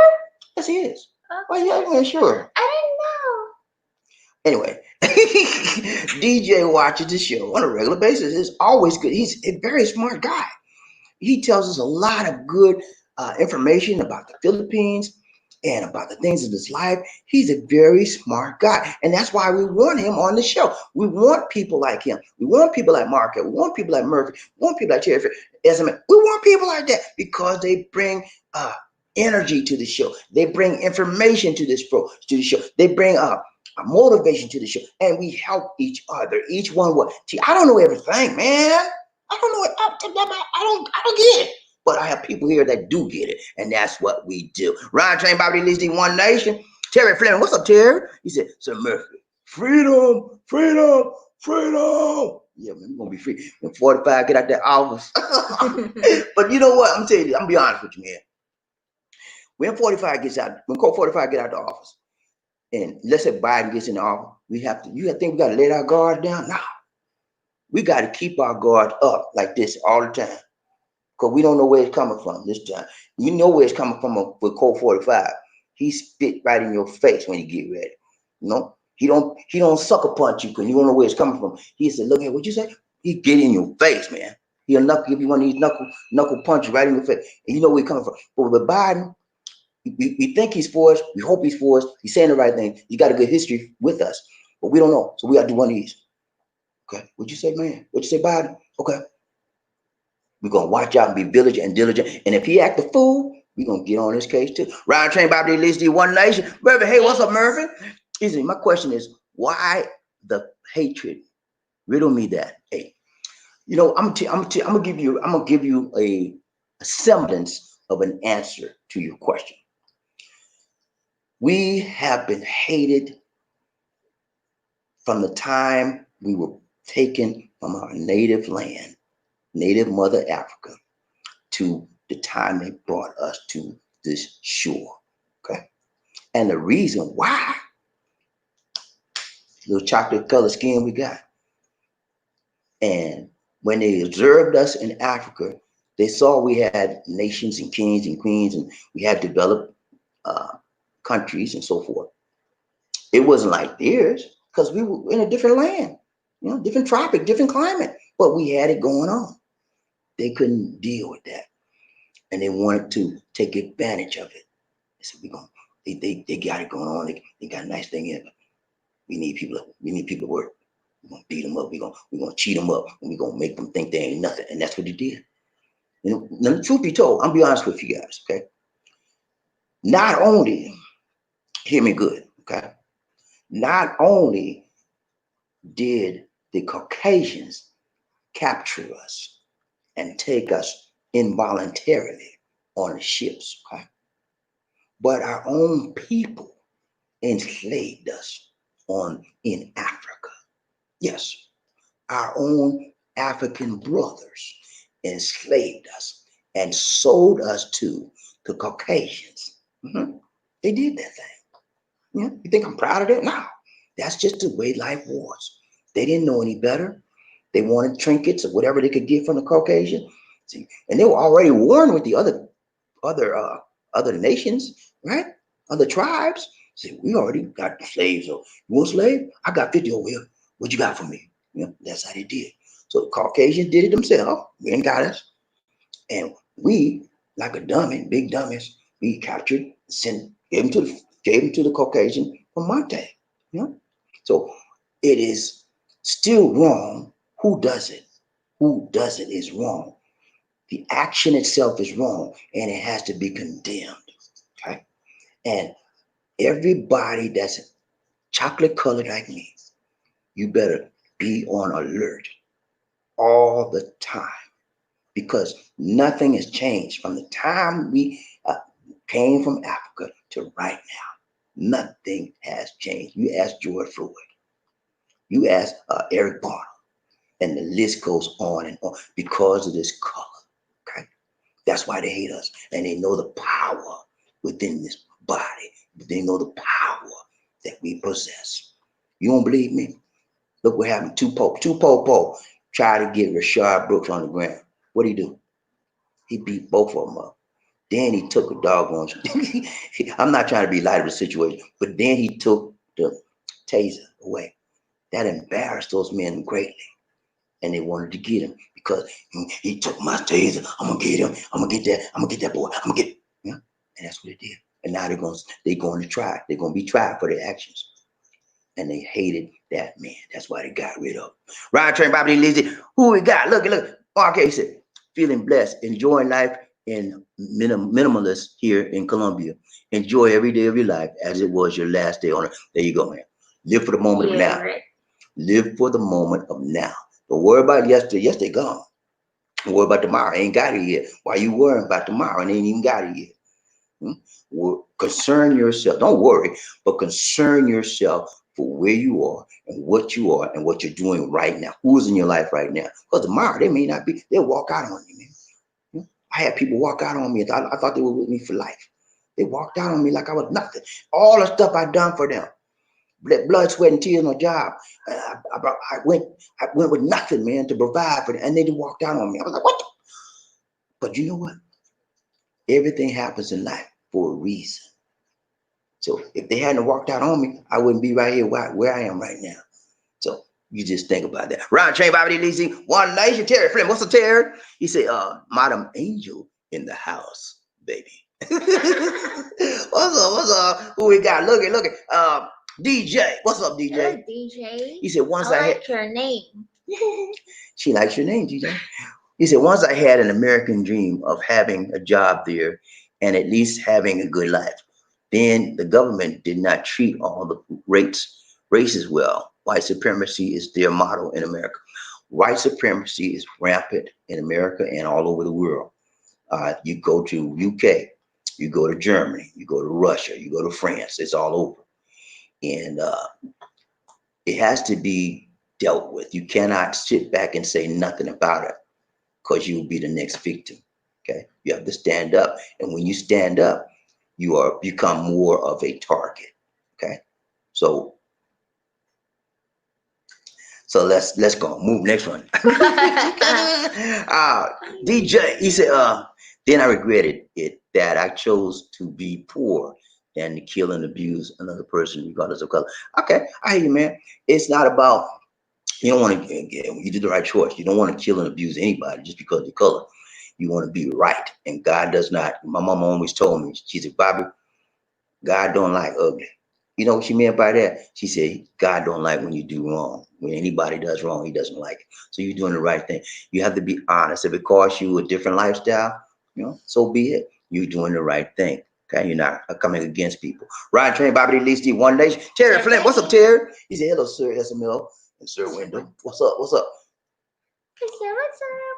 John Thomas, Big John. What's up, Big John? He said, a big thing that one can do is not skip jury duty unless self-employed or has employer that doesn't pay for jury duty time. If retired or have a good employer, you will give a defendant a fair trial. That's a good idea, John. I've done jury duty twice, and every time I did jury duty, they called me, they didn't use me. So yeah, but I was there, I showed up, right? They give you, I got the little $20, they gave me $20, but every time I showed up at jury duty, either had enough or too much, or they called the trial off. Those I've done it like 2 or 3 times. But yeah, when you serve jury duty and don't skip out, 'cause a lot of people like to skip out because some of their job don't pay them for when they go to jury duty, so they missing money. They missing the hante, change. And so when they see that, like, I'm gonna skip this, you know. But it's your civic duty. If you're an American, you should do jury duty, and you might be the very one that God uses to get that person off if he's in the right, you know. And if he's in the wrong, you might be the very one God used to give that person the time they need to get. Ryan Train, Bobby Lee, the One Nation. Wendell Cogniette. What's up, Wendell? Hello, He said, hey, Wendell. Terry, what's up, Terry? You all right, man? Good to see you. Here's some Wendell. Ryan Train, Bobby Lee. He said, hey, Terry. Wendell Cogniette. He said, how you are, sir? We doing good, man. Terry Fleming said, great as Wendell. Great, sir, Wendell. Terry Fleming, hello, Jern. Sir John. Hello, Sir John. Read, Lisa. Read, Lisa. Said you bought me. Read. John Thomas said, I respect the police, but on Long Island, New York, too much hero worship of police. They can make a mistake or be incorrect at times. They are not perfect. Yeah, I've lived in New York a little bit, especially visiting people there as well. And they have this camaraderie. The policemen there, it's like a secret society. They can do no wrong. Okay, policemen stick up for each other. Like, I mean, if somebody gets shot and they shoot somebody illegally, they're gonna plant a gun on them. That's what they do to protect each other. And it's wrong, man. But I see your point, John, because we need them. Don't get me wrong now. There's a lot of bad guys out there. We need them. But we need them to be fair to everybody and stop trying to hold up those policemen that are wrong. Just like Charbon and the other guy in Atlanta. You know, those guys are wrong, man. You don't shoot somebody in the back because he's running away from you. He ain't got no weapon. He had a taser, but that's not a deadly weapon. You have no business shooting him in the back. If he was man enough, he would have ran up and started another try to tackle him. You know, that's what you do. But he was scared because he got beat down last time. He was trying it again. Ryan Chain, Bobby Lee, One Nation. John Thomas, he said, hello, Terry. Hopefully you have a nice evening. Okay. He said, hope you have a nice evening. Terry Fleming, he said, all right, Queen Angel. I already told you she gonna split your head to the white meat show. Hey, man, Queen Angel be tough. Lisa D, hey, don't mess with Queen Angel, man. I be walking on pins and needles. I said, I'm sorry. No, what'd you say? I do like that. He said, take your shoes off. I said, what you say? She said, take your shoes off. I said, I'll take it off when I get ready. You don't tell me. Nah, man. One of the rules in the house is take your shoes off. I take my shoes. Because you know what?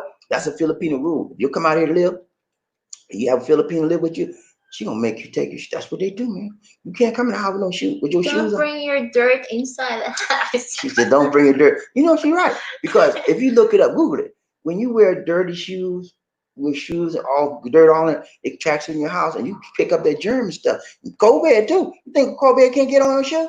You know what they do in the stores here?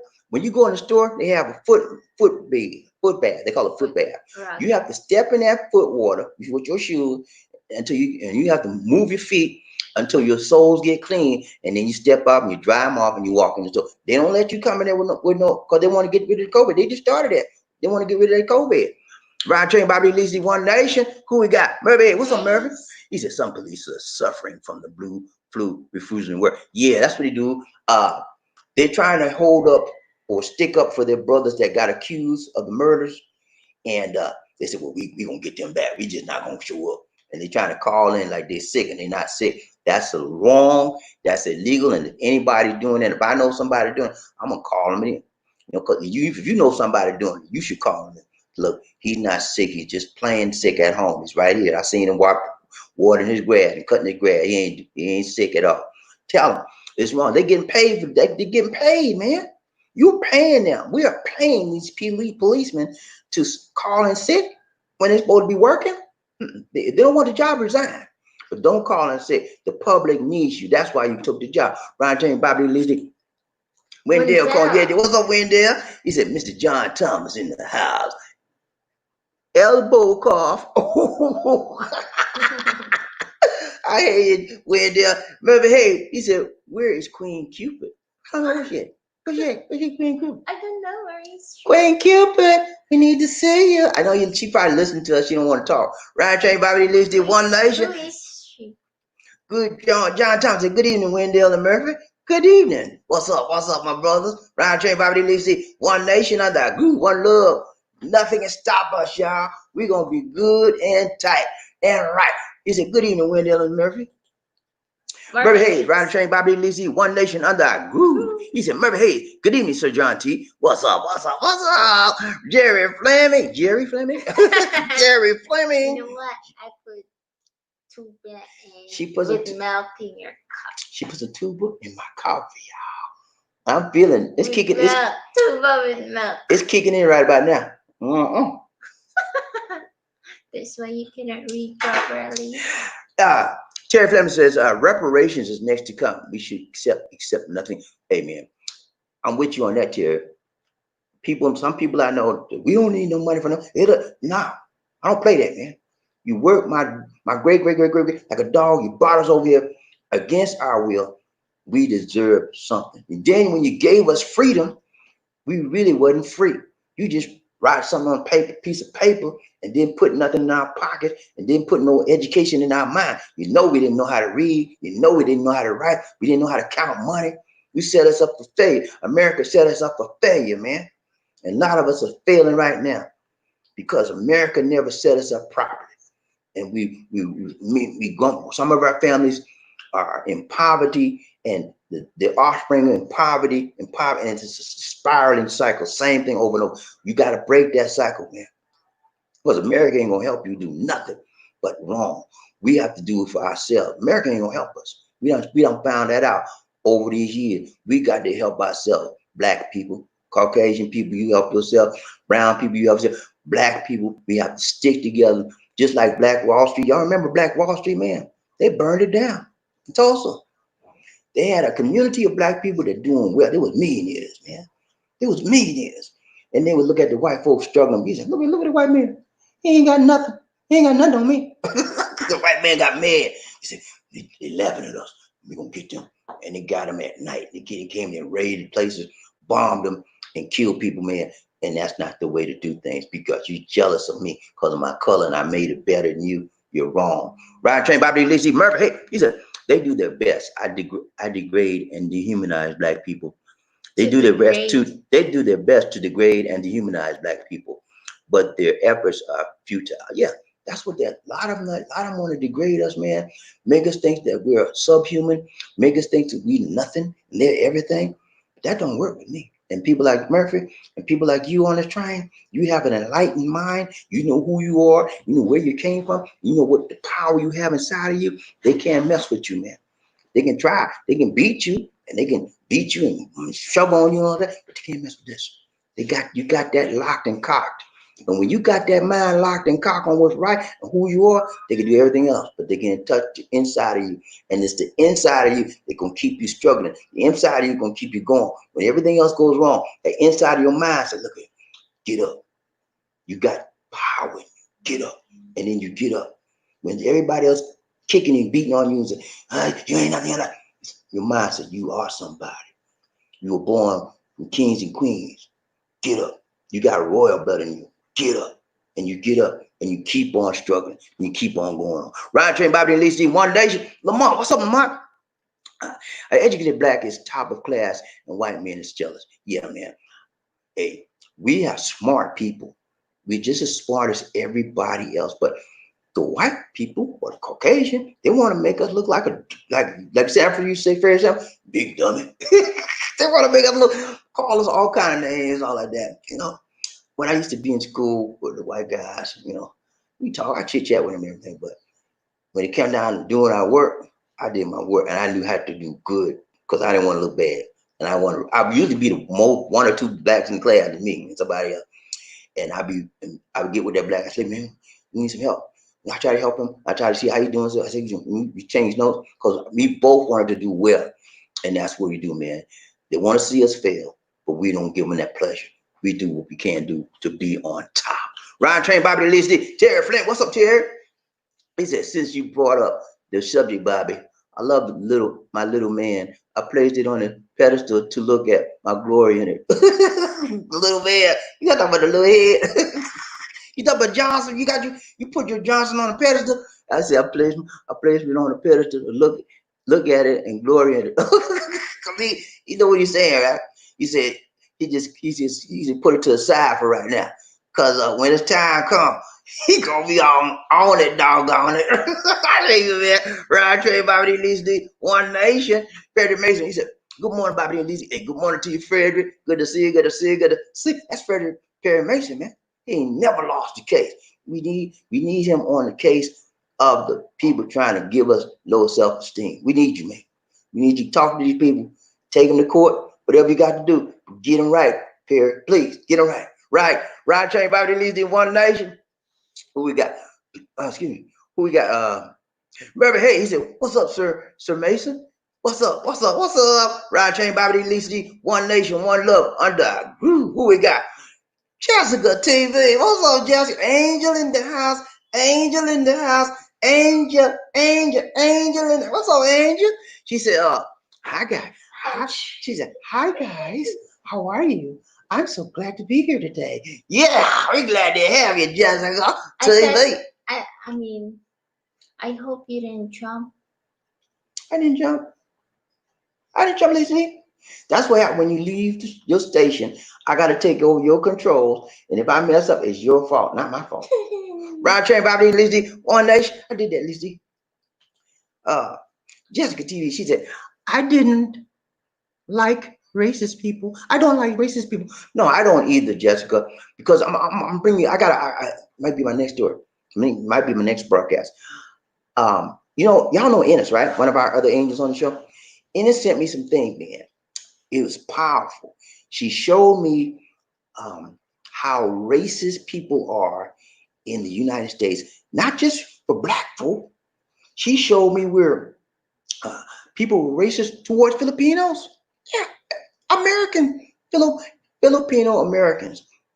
This white lady berated this Filipino like a dog, man. I mean, the Filipino lady would just exercise, right? The white lady said, what are you doing? You need to go back to Asia. She cussed her out like a dog, man. I'm going to show y'all that video on my next broadcast. It looks like the newscaster in ABS-CBN. Oh, that's another one. Go ahead. Cussed her out. That's another one.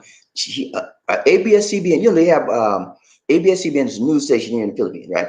So they have a division in the United States that reports the news and send it back there. So what happened was one of the newscasters for ABS-CBN in America was doing she was doing a story. She had a little mic up and the camera was on, and a white guy was passing by her, and he started cussing her out while she was doing the broadcast.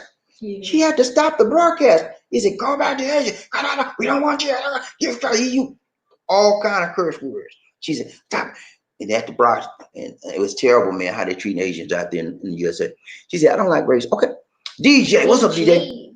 He said, "God again, similar event for our Filipino Americans. They also destroyed our dance house, 1930s, of our Manong old guys, and they treat our country folk like dogs in Stockton, California." I think you're right. There is a lot of Filipino Americans in California and in San Francisco, California, and Oakland, Stockton, all those areas. A lot of Filipino Americans, and then they get treated. They treat them worse than us sometimes. They treat them worse than the black. I don't know why. I don't know what it is. Filipinos are some of the best people I've ever met, man. They're very kind, they're warm, and they're loving, and they accept everybody. But they don't like Filipinos, and they don't like, I don't know what it is, man. You can treat them nice, but they treat you like dirt, you know? And sometimes you get tired of being treated like dirt, and you want to rise up, you know? If you're like me, I'm like, man, look, I've been nice to you, and all you do is call me names and treat me like dirt. I'm tired, man. Don't do it no more. I'm warning you. You do it again, I'm like, nah, just playing. No violence, y'all. Just playing. Y'all know me. Y'all just playing. Ryan James, Bobby Lee, DJ. He said, and they are all crushed the little Manila. They all crushed the little Manila of our Monon's old guys were just reduced to relics from business, shops, and recreation. Yeah, man. When people don't like you, they'll do anything, man. You know. But you have to be strong enough to understand where they're coming from. They're coming from a, a place of weakness, and they recognize their weakness and they see your strength, right? And so they try to come against your strength. They try to come against your strength and they give you their weakness. They project their weakness onto you. And you're really not the weak one, they are. Ryan Train, Bobby Lisi, One Nation, Frederick Mason. He said, Oh, my what's up, friend Murphy? is here. What's up, Murphy Hayes? He was late yesterday also. Like, he was late. Frederick Mason, why are you late, man? You busy? I know you're busy. He busy. He busy. Ryan I Train, was busy too. what? I was busy also yesterday. Just like you busy. You can't talk, Lizzie. You showed her. She came in the. Hey, Lizzie trying to talk. You trying to snap on Frederick when she came in late. She was the last. She came in the last minute. Why 1 minute before we get off the air? She, At least I show up in the last minute. Ryan Trey, Bobby, Lizzie, One Nation, baby. Hey, what's up? What's up? He said, Jessica. Jessica Oh, TV. Jessica, we got another Asia. He said, Jessica TV. Hello, my dear. Ryan Trey, Bobby, Lizzie, One Nation, baby. Hey, he said. Everything good, Freddie Mason. What's up with you? Ryan Jane Bobby Lindsay, Jessica TV. She said, hello, Murphy Hayes. How you doing? How you doing? How you doing, sir? Ryan Jane Bobby Lindsay, One Nation. Freddie Mason said, what's going on, Blue Rangers? Love Train family. All my Blue Rangers in the house said, hoorah. Let's go, man. Let's do this, Blue Ranger. Ryan Train, Terry Fleming. He said, hello, Madam Jessica. Great. Ryan Train Bobby Lindsay, One Nation on that groove. Murphy Hayes, he said, Jessica TV. Doing great and blessed, ma'am. Good to see you, sweetheart. He said, this Blue Ridge stand ready like Freddy. he on the ready. What'd you say? Ryan J. Bobby Lizzie. Freddie Murphy said, hello, Jessica TV. How are you, my dear? Roger, Freddie Mason. Perry Mason never lost a case. He said, Murphy Hayes, thumbs up to you, brother. Thumbs up. Ryan Train, Bobby Lee, One Nation under a groove. Wendell Cornette, he said, Tuskegee Airmen. Yeah, man. Y'all remember them Tuskegee Airmen? They were bad. They was some bad men, man. They were bad. They all knew how to fly a plane. And that was during World War II when they still, in their minds, they thought the black man was nothing, you know? And they had to fight and fight and fight to get to be riding the plane, just to drive the plane, you know, to be pilots. They didn't want us to be pilots. Like, you don't have the mentality, you can't do it. They proved them wrong. They were excellent. They had the best record of air combat in the military during their time. And they call them the Tuskegee Airmen. They all were trained in Tuskegee. And I think a few of them are still alive to this day. But they're very old men, and they are very proud of their service to this nation. Like I say, man, we serve this nation in good times and bad times, and we serve this nation where we was in chains, man. You know, beat us. They did all kind of negativity to us, and we still serve. And then they're still treating us wrong, and they're trying to accuse us of being unpatriotic. And they are the ones unpatriotic because you don't treat people bad that's built your nation. You celebrate them. We built this nation with the blood and sweat of our hands and our bodies and our tears, you know, and they did us wrong, man. And they still trying to treat us wrong. We have to stand up. We have rights. And we have to stand up for our rights. Ryan Trey, Bobby Lacey, One Nation under Group Jenny Jackson. What's up, Betty? Good to see you. Good to see you. Good to see ya. Ryan Bobby Lacey, the educators, relevant and important information. Thank you, sir. Hey, you welcome, man. I try to keep it right, man. Try to let you know. Because some people, some of the things I said today, some of y'all, I guarantee you, one or more person did not know all the stuff I was telling you today. I educated you. Juneteenth, it's been around for a long time, man, over 100 years. You know, but somebody out there didn't know what is this Juneteenth thing, man, because it wasn't promoted like it's being promoted now. And every year it's getting stronger and stronger and stronger. And eventually we will have a national holiday to celebrate the liberation of black people in this country called the United States of a doggone America. And I say a doggone America every time, because until they get it right and treat us fairly, it's going to be a doggone America. I love my country. I love my country. I serve my country. So I have a right to say a doggone America. Ride train, Bobby D, Lisi, One Nation. Ferdy Mace, what's up, Ferdy? The Bobby D, Madam Boss, Angel, giving orders from the background. Yeah, I don't have energy. You tell her to put the two brooms down and join the chat. Hey, man, every time I do a broadcast, she, calm down. I got this. I got this. He said, chop, chop. She just have energy. she just like to do this stuff. I know her, man. I used to. I think I let it bother me. I said, okay, whatever. I keep on going. Round train, Bobby D, Lizzie, Michael Coffee, Knees and Coffee. He's Lizzie and Bobby D. My dad and mom made me check out books in Black civics history at the library about Frederick Douglass, George Washington Carver, Harry Tubman, etc. Yeah, man. That's what I used to do too. When during the summertime when there was no school, guess what I would do? I was a nerd back then. You know what I do? I go to the library, man. I just like to sit in the library and read. I would do that 2 or 3 times a week during the summertime. I didn't want to play. I don't want to do it. I just go to the library. I said, "Hey, Mama, where you going?" I said, "I'm going to the library." She said, "You sure you're going to the library?" I said, "Yeah, man, I'm going to the library. I like to read."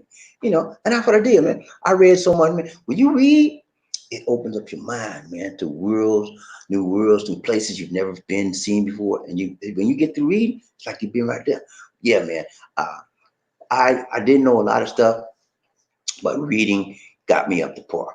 And I wasn't a guy that was exposed to a lot of things, but reading helped me explore my options and possibilities. Ron Train, Bobby D, Z, One Nation. Who we got? Eddie Jackson. Hello, Eddie. He said, "Happy Emancipation Day to all my brothers and sisters and ancestors." Yes, thank you so much, Eddie. Happy Emancipation Day to all of our brothers and sisters that were emancipated, African Americans. God bless you, African Americans out there. It's a struggle, and the struggle is real. Okay, it's not imaginary. We have a struggle, and we have to struggle every day of our lives. And it shouldn't be like that, but it's like that. And when you understand that the struggle is real, you do not let your guards down. You come out looking diligent because you don't know where it's coming. You don't know where it's coming from. Put your shield on. Put your shield. There you go. She said, "Put your shield." She got me, man. Put your shield on. Okay. Protect yourself. Ride train, Bobby D. The Lord is your shield. There you go. Oh, Lord. You heard that? He said, "The Lord is your shield." Yes, sir. Ride train, Bobby D. He said, "Back in my birthday, said, back in my days of hatred, I did some really bad things to those that used to the N-word on me. But thank God he changed my life." Hey, man. I hate you, Murphy, man. You know, sometimes you just can't help yourself because people hurt you. Sometimes they say sticks and stones may break my bone, but words will never hurt me. That's one of the biggest lies I've ever heard. Because words will hurt you, man. I'm telling you, they will hurt you. You think I like somebody calling me the N-word? How? Because it reminds me of slavery days, Jim Crow days. They think, and then when they say that N-word, they say it in a mean way, where it tries to demean you, make you nothing. So sometimes you have a tendency to snap, and it's okay because they had no business saying it. If you put them in your place, in fact, I got a video. I'm gonna show you something. Wait till I show this video. This guy was in the barbershop, right? This is a white guy, 2 white guys, right? Watch this. 2 white guys in the barbershop, right? One guy, one guy was already just getting in the barbershop. He was already just paid for his hair to get cut, right? So no, the white guy comes in the shop. He just come in the shop. He said, "Who playing that end music?" You know what I'm saying when I say end music. Who playing that end music in here? It has some raps, like, you know. So the guy that come in the shop, he said, "Who playing that end music? Who that playing that end music in there?" The white guy. So the guy that just got his haircut, white guy, he didn't like it. He said, "Why are you saying that, sir?" He said, "Who you talking to? I call it end music because ain't nothing but the ends in there. You an end too?" He said, "I'm not no end." Then next thing you know, the white guy's flinging. The other white guy said, he ducked like that. He said, "Baya," knocked him out. So some white folks don't even like you saying that thing. You got to be careful, man. That word will hurt somebody. Now, a lot of the problem is now, not problem, but the difference is now that a lot of African Americans will say the N word to each other like it's nothing to it. Hey, my N word. Hey, my N word. What's up, my N word? That's my N word right there. That's what we do. And it's in a way that is maybe okay in a passive way, but in a larger way, I wouldn't say that myself because I know the deeper meaning of that word. Even though they're saying it in a brotherly fashion, a non-menacing fashion, that's okay. But me, I would never do that because I know people that got killed for saying that word. I know people that bled and died for saying. I would never desecrate that word. Right, train Bobby Lizzie, One Nation. DJ, what's up, DJ? He said, and luckily Filipinos joined in the reality versus racism. Yes, Filipinos here are against racism, and they have joined forces with Black Lives Matter, and they're against that stuff, man. Filipinos are minority too. You think they white? No, they just brown. They got to stick around. White, it's all right. Black, you got to get back, Jack. So they said, look here, you just like me, black man. We on the downside, but we coming up. And they stick with us. Ryan Train Bobby Lizzie, One Nation. Freddie Murphy, what's up, man? He said, power to the American ancestors. Your struggles are not forgotten. No, man. You think I forget my people, what they went through? Every time I turn around, I think about the Middle Passage, how they took them, changed, and put them in the boat. And on the boat, they had them on the bottom of the boat. And they had them like this, like sardines laid down. They couldn't hardly move. They were so packed in on the ship. They had packed them in because they had to get the maximum capacity because that every slave was Monte Hunte.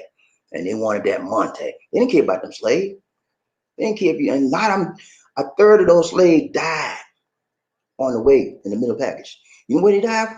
They had malaria, all kinds of bunch of diseases, and some of them was they didn't feed them right, and some of them just took their life. Just no. When they got up for air, every so often they would bring them from the bottom of the ship to the top, so they get a little bit of air and feed them. Some of them would just jump overboard. I'm not taking this. So I remember that stuff, man, and I don't use it to hate people, but I use it so I'm not going back there, and I'm gonna do everything I can to stay in the moment now. Ryan Train Bobby Lizzie, One Nation. Michael Coffee. He said, Lisa G. Bobby, hi.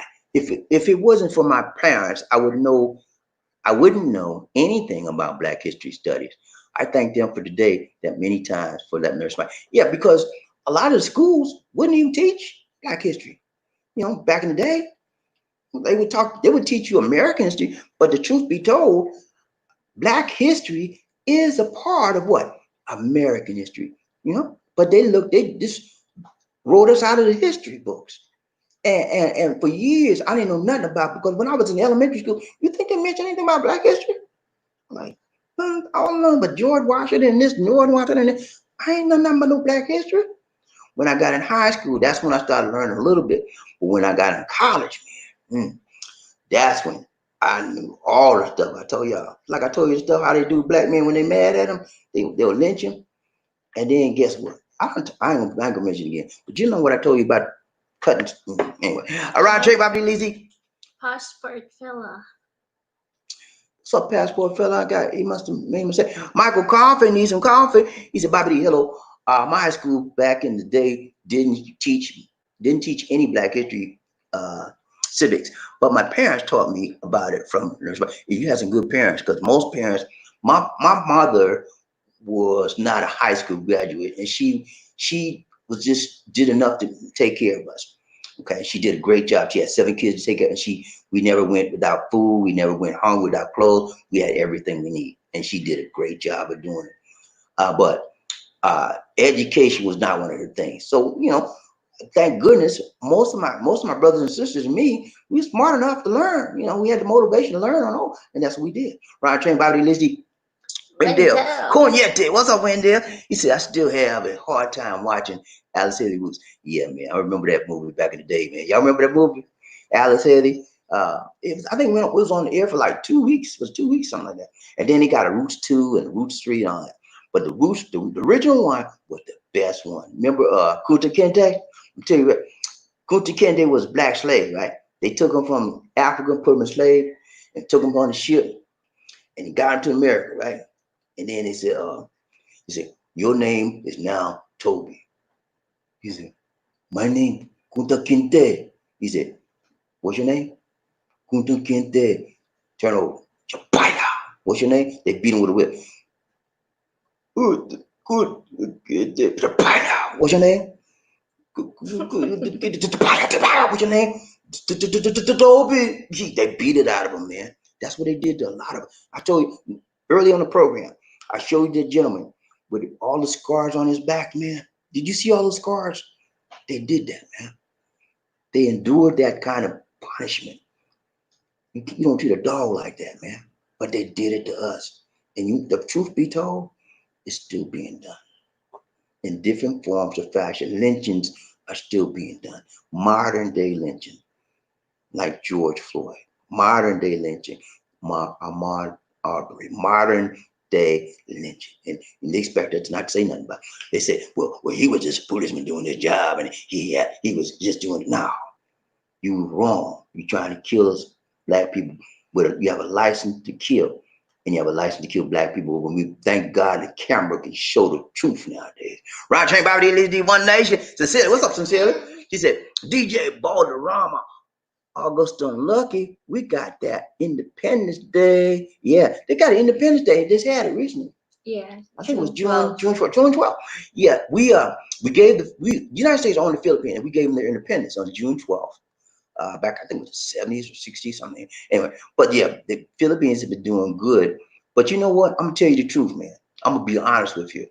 The United States of a doggone America did not do the Philippines well. You hear me? We did not treat them well when we left them. We should have gave them money, set them up right. We let them go without nothing. It's wrong. And that's why this Philippines have been struggling to get on their feet and stay on their feet and to get up to be in a developed country. Now, where they treated Japan, you know what they did with Japan? They pumped a whole bunch of money in Japan, set them back up because they had bombed to the ground, right? But they set Japan back up. And Germany, remember they bombed out Germany. They pumped money back in Germany too, set them back up.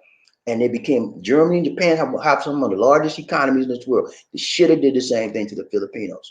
And the Filipinos would have a better ground foot basis to stand on, and it'd be a stronger nation. They didn't do it. And it's wrong. Right train Bobby Lizzie, One Nation. Murphy, hey, what's up, Murphy? He said, me too, Wendell.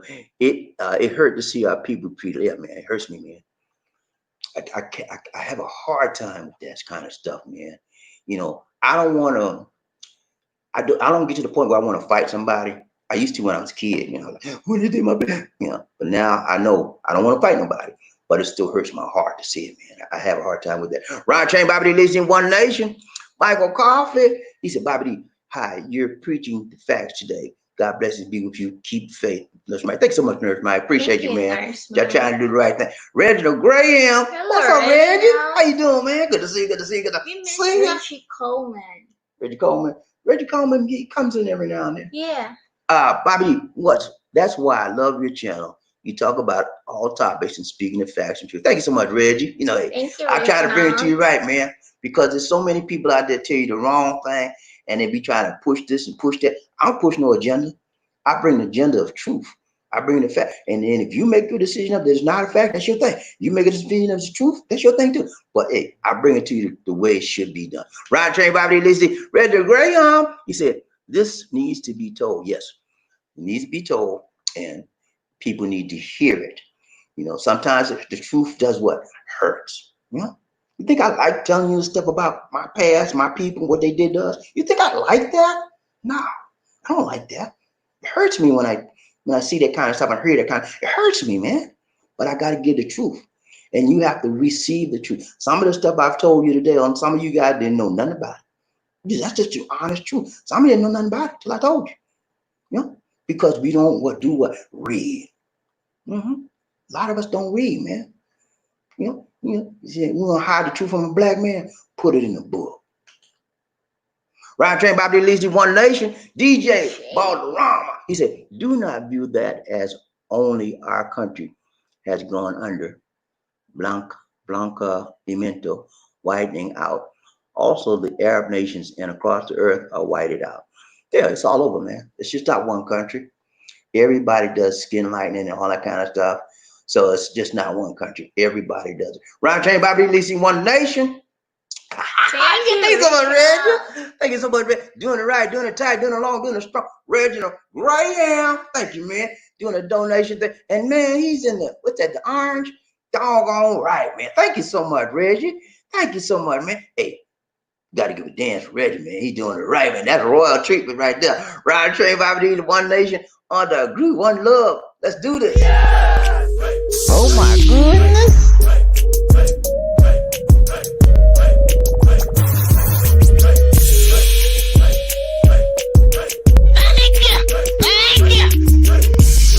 So what you trying to do?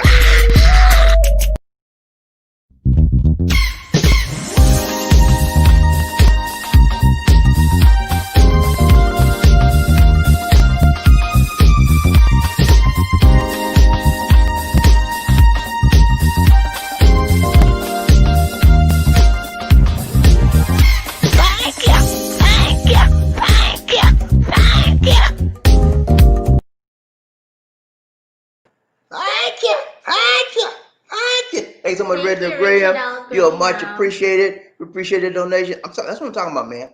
People look at this program, they appreciate what they see, and they show their love. Thank you, man. We receive your love offering, we receive your appreciation, and we give you the love right back to you. You got it. Everything you need, health, prosperity, peace, power, wealth, strength, all go back to you, brother. Thank you so much.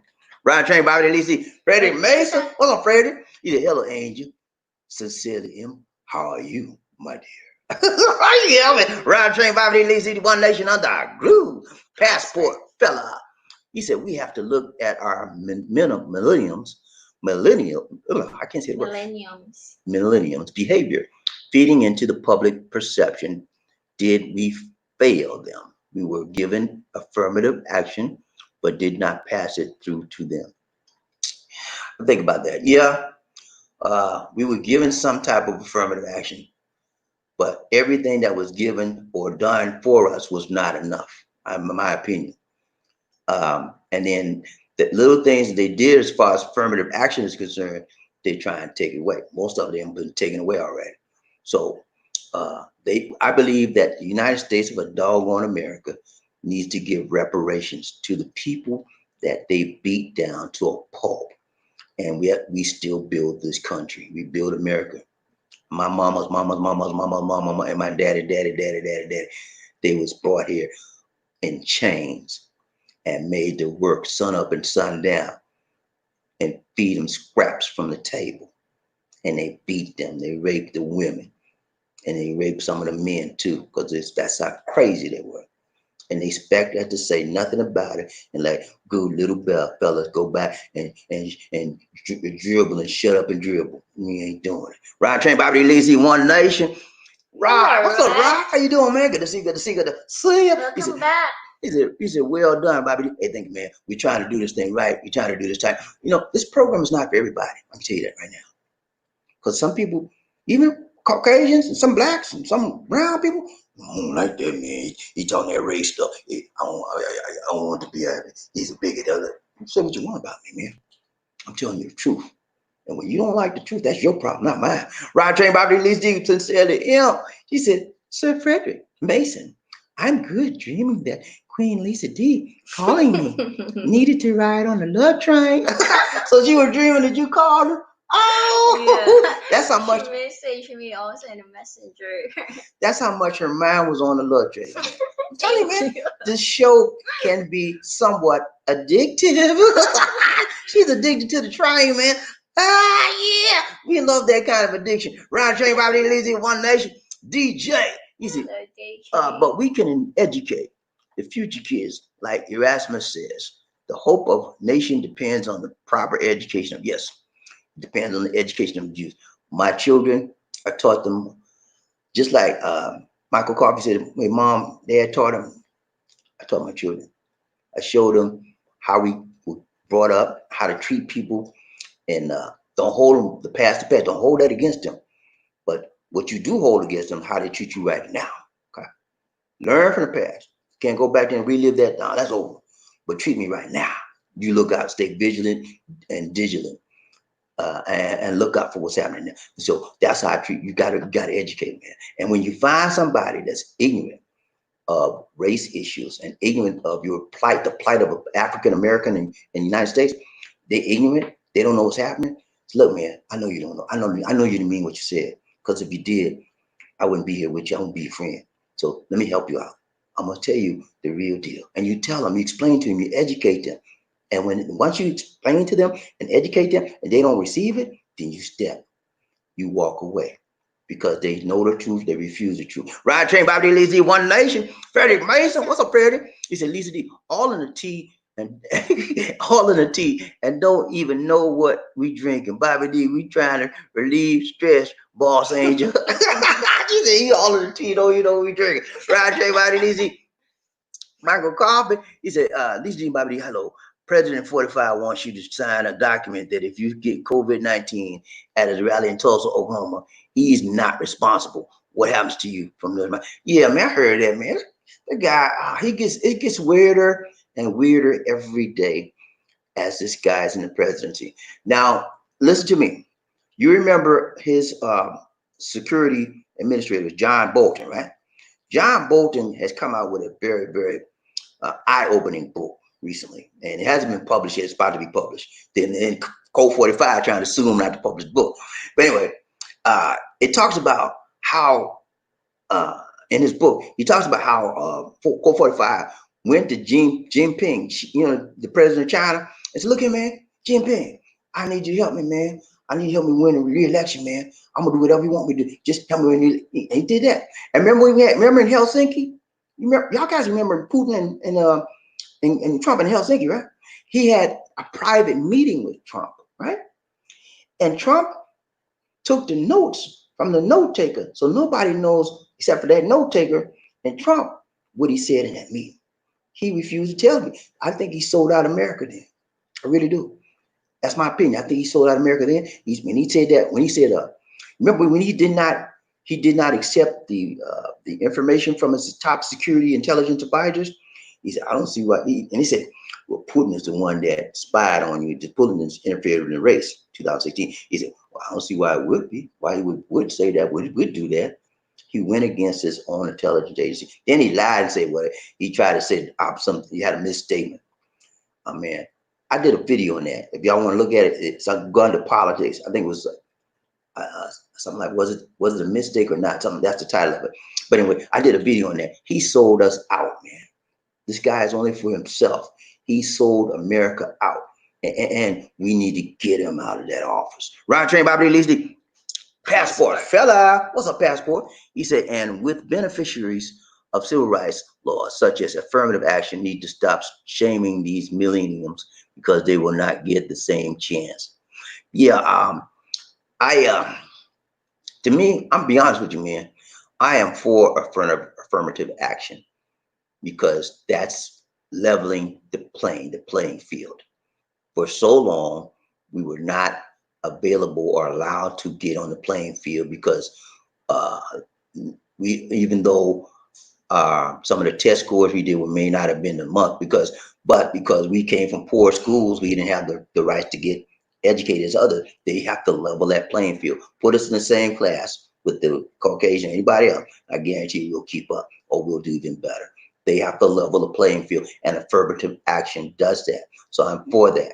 That's just one way of leveling the playing field.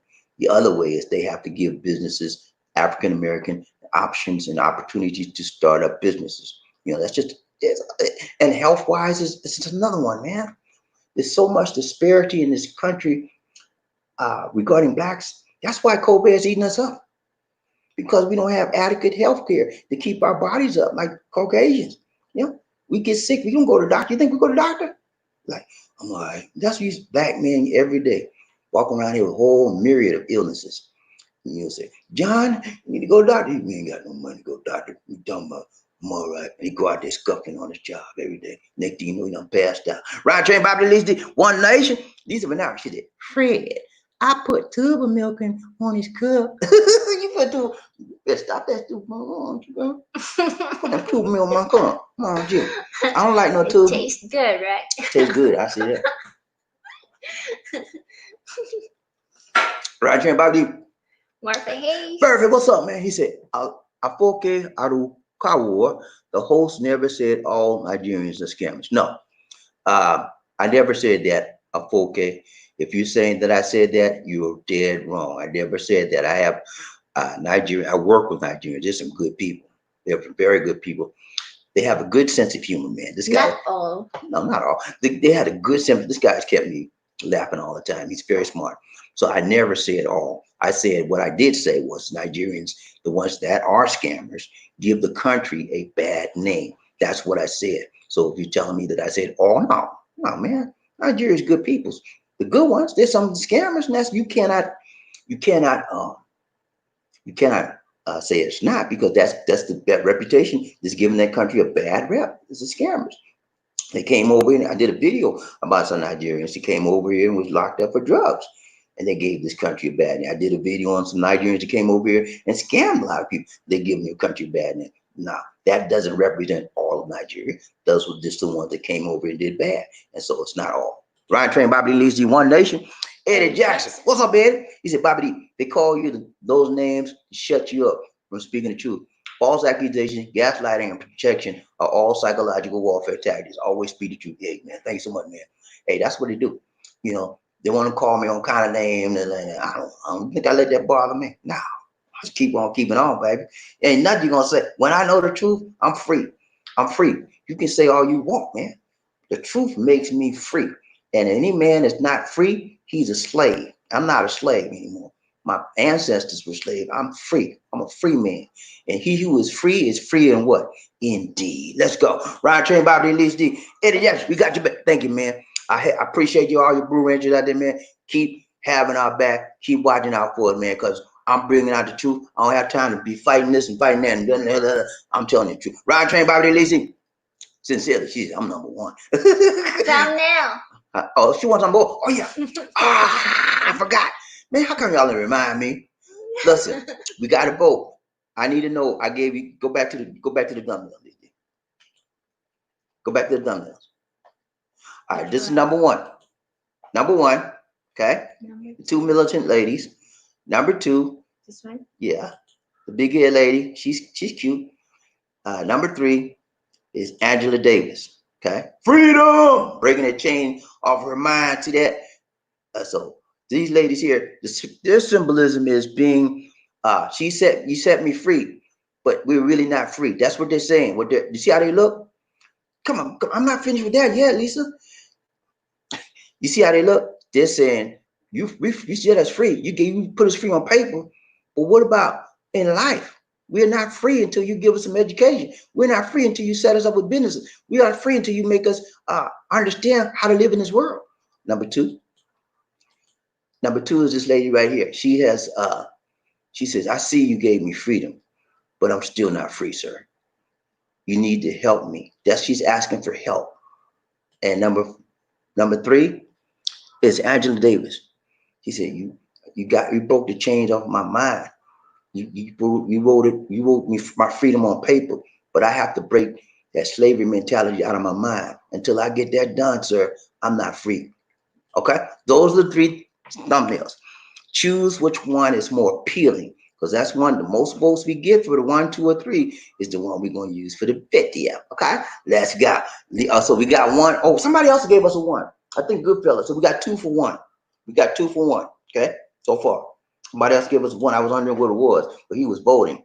So we got 2 for 1. All right, let's go. Michael Corbin needs some coffee. He said, I want thumbnail 2. All right, write it down, Lisa. We got 2 for 1 and 1 for 2. I like it. Nice old photo picture for the nurse. Okay, so you got 2 for 1, all right, and we got 1 for number 2. Let's go. Laughing my butt off, Lisa Bernardo. Ready to laugh my butt off. Ryan Train, Freddie Murphy, number 3. Okay, write Frederick it down. Murphy. Freddie Mason. Write the number down, I Lisa. know, I Well, know. okay, tell me what you got. Two for number one, one for two, See, she done messed up one already. for Can you get a three. piece of paper and pencil, please? Let's go. Let's do the It's on notepad. my mind. We in bad shape, y'all. Regional Graham. Hello, All right, ready to say, just like the Godfather, James Brown said in one of his songs, I don't want nobody to give me nothing. Just open up the door, and I do it myself. I don't want nobody to give me nothing. Open up the door, and I get it myself. I remember that song, man. That was a good song too, man. And it planted a seed of independence. Instead of dependency, you want an independency so you can do for yourself. Motivation, man. I like that song as a kid, man. That was a good song. Every song James Brown came out with, you know what I like about his songs? I like the beat. He had a good down home beat. And you know what happens nowadays? Many musicians and recording artists, they sample and steal his beats because they make you move.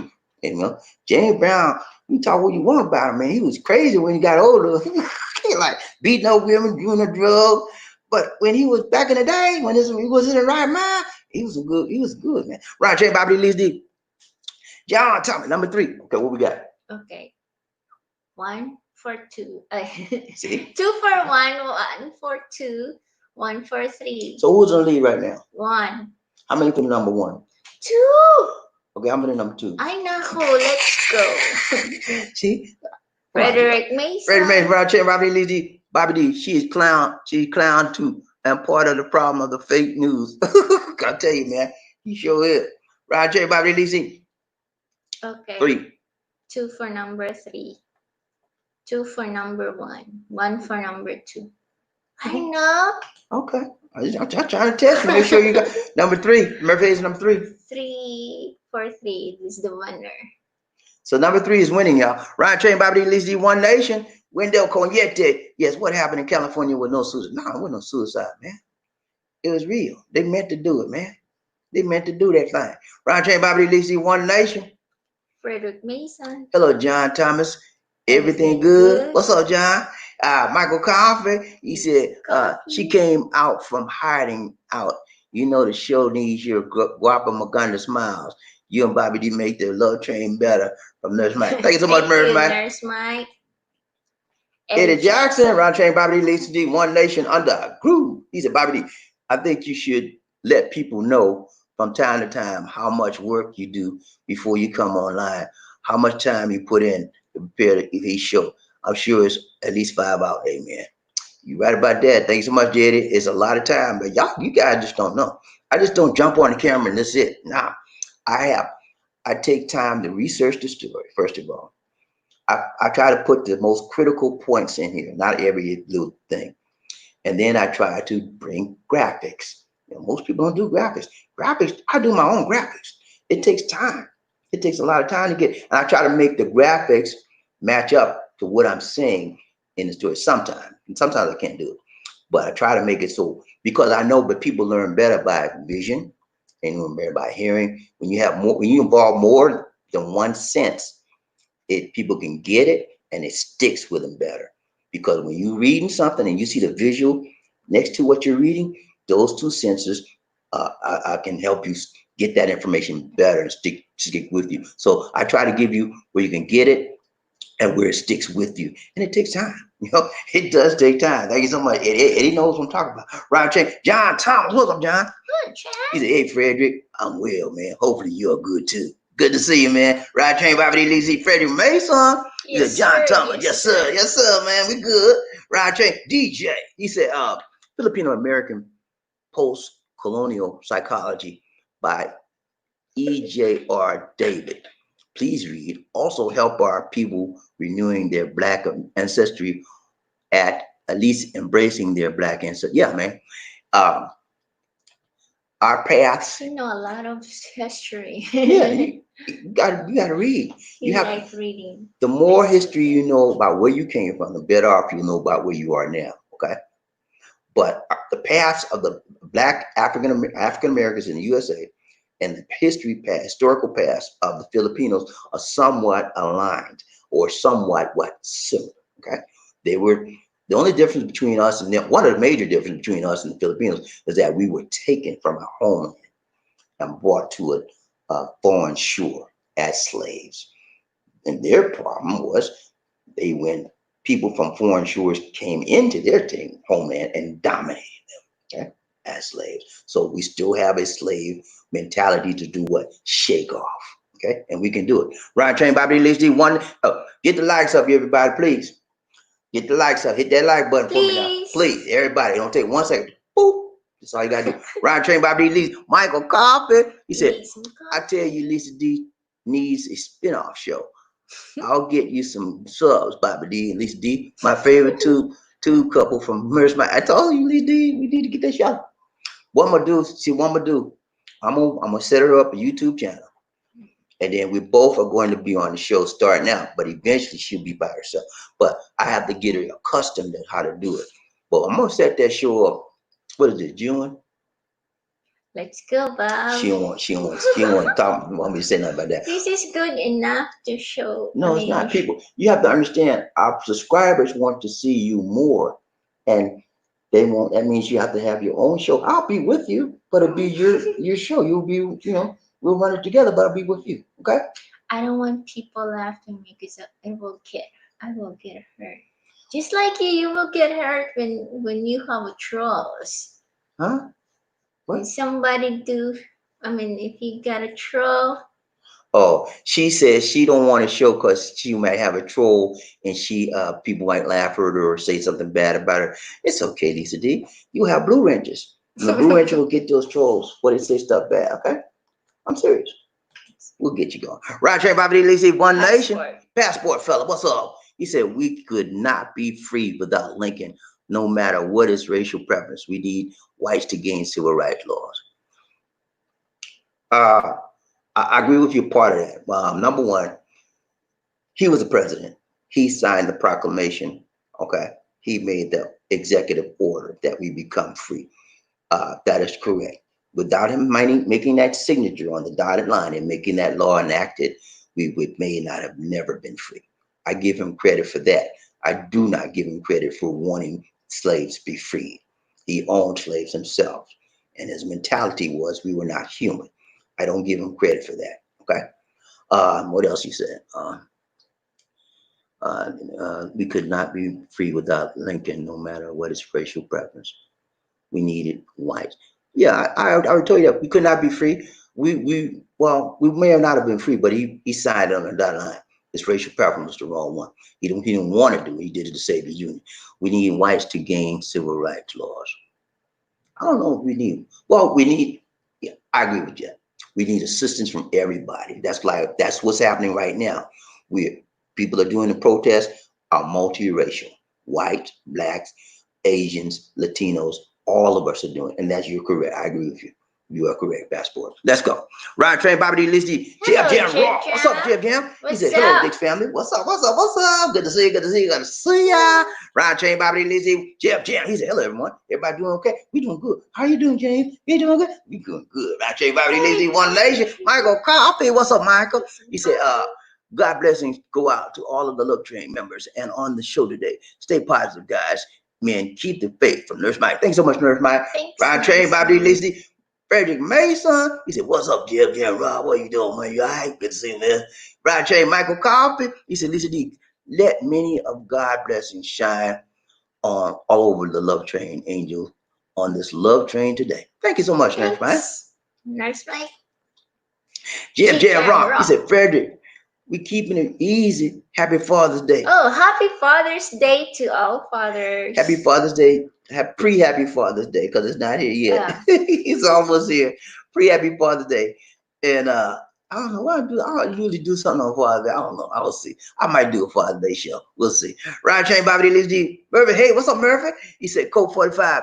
can't lead itself out of a paper bag. Our earth can he lead a great nation? No, he can't even lead the White House, man. I mean, he won't even tell them to do the right thing. They're supposed to be wearing masks. He told them to wear a mask. Now he don't wear a mask. Can't lead me, man. Leadership is done by the best way is by example. What kind of example you got? You telling me to wear a mask? You can't wear one? I don't follow that kind of leadership. Ryan Train Bobby Lacey, One Nation. Jeff Rock. He said, Happy Father's Day to all day dads, pops in the house. Thank you so much, dear. James, appreciate that, man. Happy Father's Day. It's not Father's Day yet. We got one more day. Got one more day.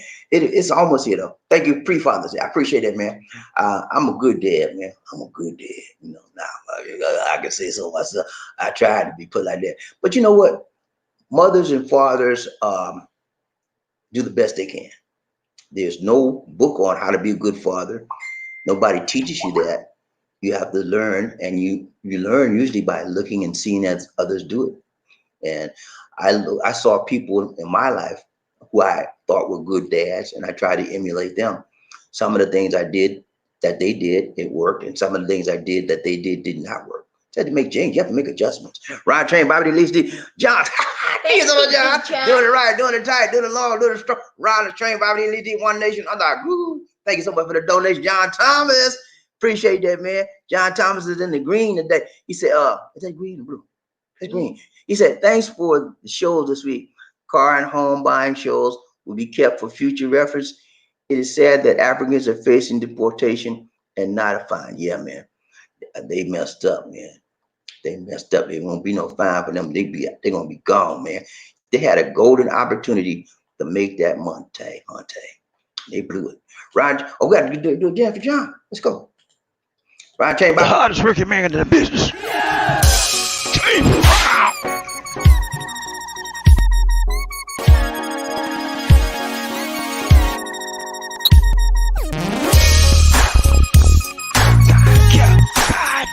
I feel good.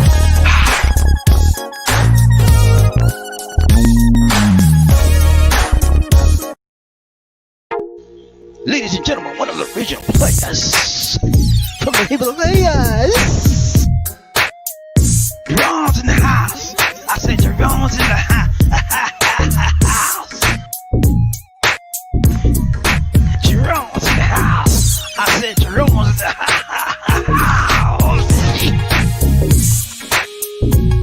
Come on, girl, let's do the penguin.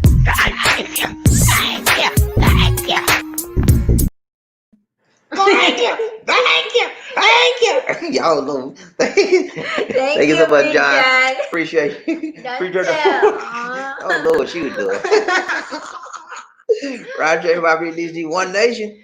Frederick Mason. He said, passport fella, he's just stating the facts. Lincoln played his part. No more, no less. Yeah, he played his part. He did the signature thing. He didn't want to do it, but he did it because he had to. He was trying to save the union. He wasn't trying to save black folk. He was trying to save the union. That's all he was trying to do. Ryan Train, Bobby Lacey, Jeb John Raw. Hey, Michael, how are you? Passport fella. See, all black expats gain our wealth through affirmative action. All black expats gain our wealth. Okay, through affirmative action, and we were given the proper opportunity, but many of us pretend we did not. We did it on our own. No, it was U.S. government and ancestral sacrifices. I'm not sure about that because affirmative action was not given to everyone. If it was given to everyone, then yeah, you probably maybe some kind of reasoning on that. But it wasn't. I didn't have no affirmative action when I came up. I had to pay for my school myself. I worked through college and I paid my way through. Okay, so no affirmative action got me in college. I got through college. I got in college on my grades and on my SAT scores, and you know, I didn't have affirmative action with that. Yeah. So some of that might be correct in some people's background, but not in mine. I did everything on my own. So part of that's okay, but part of it's not. He said, let me read it again. Oh, sorry. I said your dad. Give him opportunity. But many of us pretend we did it on our own. We don't even pretend about that, man. So you apparently you saying what I'm reading between the lines, you're saying that black people didn't do nothing for themselves to get up, but the government gave them everything. That's not necessarily true. Some people the government assisted, and some people they did not. So that's not necessarily true. Ride Train Bobby Lizzie, sincerely, happy Father's Day to all dads and soon to be dad. Thank you so much, sincerely. I appreciate that. Ride Train Bobby Happy Lizzie, Mother's Day. Mother's Day gone. What's wrong with you? Happy Mother's Day, Freddie sincerely. Mason, she said, Jim Jan Raw. Thank you, sir, and happy Father's Day to all the fathers from me as well. Happy Father's Day, everybody out Happy there. Thanks so much. Father's Day, If you're a everybody. dad, if you are a Every dad. Every dad. if you are a dad, be glad. Right, tell you Bobby Lizzie. If you're a dud, You're done. get you a bud. Cause you're a deadbeat if you're a dud. Okay, I have no sympathy for deadbeat dads. Okay, if you got a child out there, help them, give them money. Sincerely, she said, I have a If lot. they need it. You mean if they need it? You mean okay? So you have a child, right? If they are grown, you don't need to help them. Okay, you didn't say that. You said if they need it. Okay, now she said you changed it now. If you're grown. No, you didn't say that. Right, Jane Bobby D. Sincerely, she said, I have a lot of boyfriends, Bobby D, but have that special one soon. Ooh. Y'all heard it here have first. a lot of boyfriends and girlfriends. Y'all heard it here first. She has a special one soon. Okay. She working on that thing. She working on that thing. Round trip out it is the one But nation. they need Lamborghini. They didn't stay out of people's business, lady. I don't know what she like. She always getting in people's business. Yeah, I'm just No, you just trying to get in people's business. yeah. Freddie Mason, what's up, Freddie? He said, passport fella, I agree with you. All those pieces must fall in the right places and work together. That's true. Right, Jay Bobby Lizzie. DJ, he said, Cecily M. BBM Tayoha at hopefully to implement last will and testament of President FEM for them to rise a strong nation. I don't know what that means. All right, right, Jay Bobby Lizzie, One Nation. Sincerely, DJ Balderson Kapamayan. Okay. Freedom. Right. Freedom. Let's go. Passport fella. Murphy Hayes. I think they have what some of Murphy Hayes. I think they have. Oh, excuse me. I think they hate what some of us do. Yeah, they do. They do. I agree with that. Roger Bobby Lizzie DJ. He said, read that, Lisa D. Di lang yung girl magiging makapangyarihan ng bansa. 2/3 pa naman ng yaman ng mundo ay Filipinas ang owner. They're talking about the ex-president. Quino? No. Who? Marcos. Oh, Marco. Okay. All right. That's they're talking in Tagalog. I don't do Tagalog that much. Very amazing. He said, Bobby D, and still we rise from the great Maya Angelou. Yeah, man. She was a great poet, man. We'll miss her. Ryan Train, Bobby D, Lizzie. Murphy Hayes, you never hate erased by the actions of the few. It lies much deeper than that. Passport. Yeah, it's deeper than that, man. That's just one action of a few. DJ, he said, it's only the Jesuits, Vatican Catholic Church, media, secret societies, and other European nations who are not allowing it to claim it in our favor. Okay, he's talking about the money, supposedly, that Marcos has. Don't mention. Okay, he's talking about the money from a previous president that may have been stowed away. Ryan Train, Bobby Lizzie, One Nation. Sincerely, salute all the Blue Rangers here. All the Blue Rangers in the house said, hoorah! Ryan Train, Bobby Lizzie, One Nation. DJ, he said, it's for us to finally end these evils. But if we do not rise up, victories them, all of us will be killed. Okay. Ryan Train, Bobby Lizzie, One Nation. Tamika, what's up, Tamika? Hello. Brown Queen in the house. Angel in the house. Angel in the house. Brown Queen. He said, just saying hello, Daddy. And Lisa, hi. I'm enjoying your life. Thank you so What's much, up? Tamika. We enjoy you as well. That's my daughter, y'all. Tamika, Brown Queen in the house. Freddie Mason. I'm sorry. Freddie Mason, Ryan Train, Bobby and Lizzie. He said, thank you sincerely, M. Salute to all of our Bobby's angels as well, my dears. Ryan Train, Bobby and Lizzie. Murphy Hayes, he said, yes, sincerely, M. Thank you, my dear.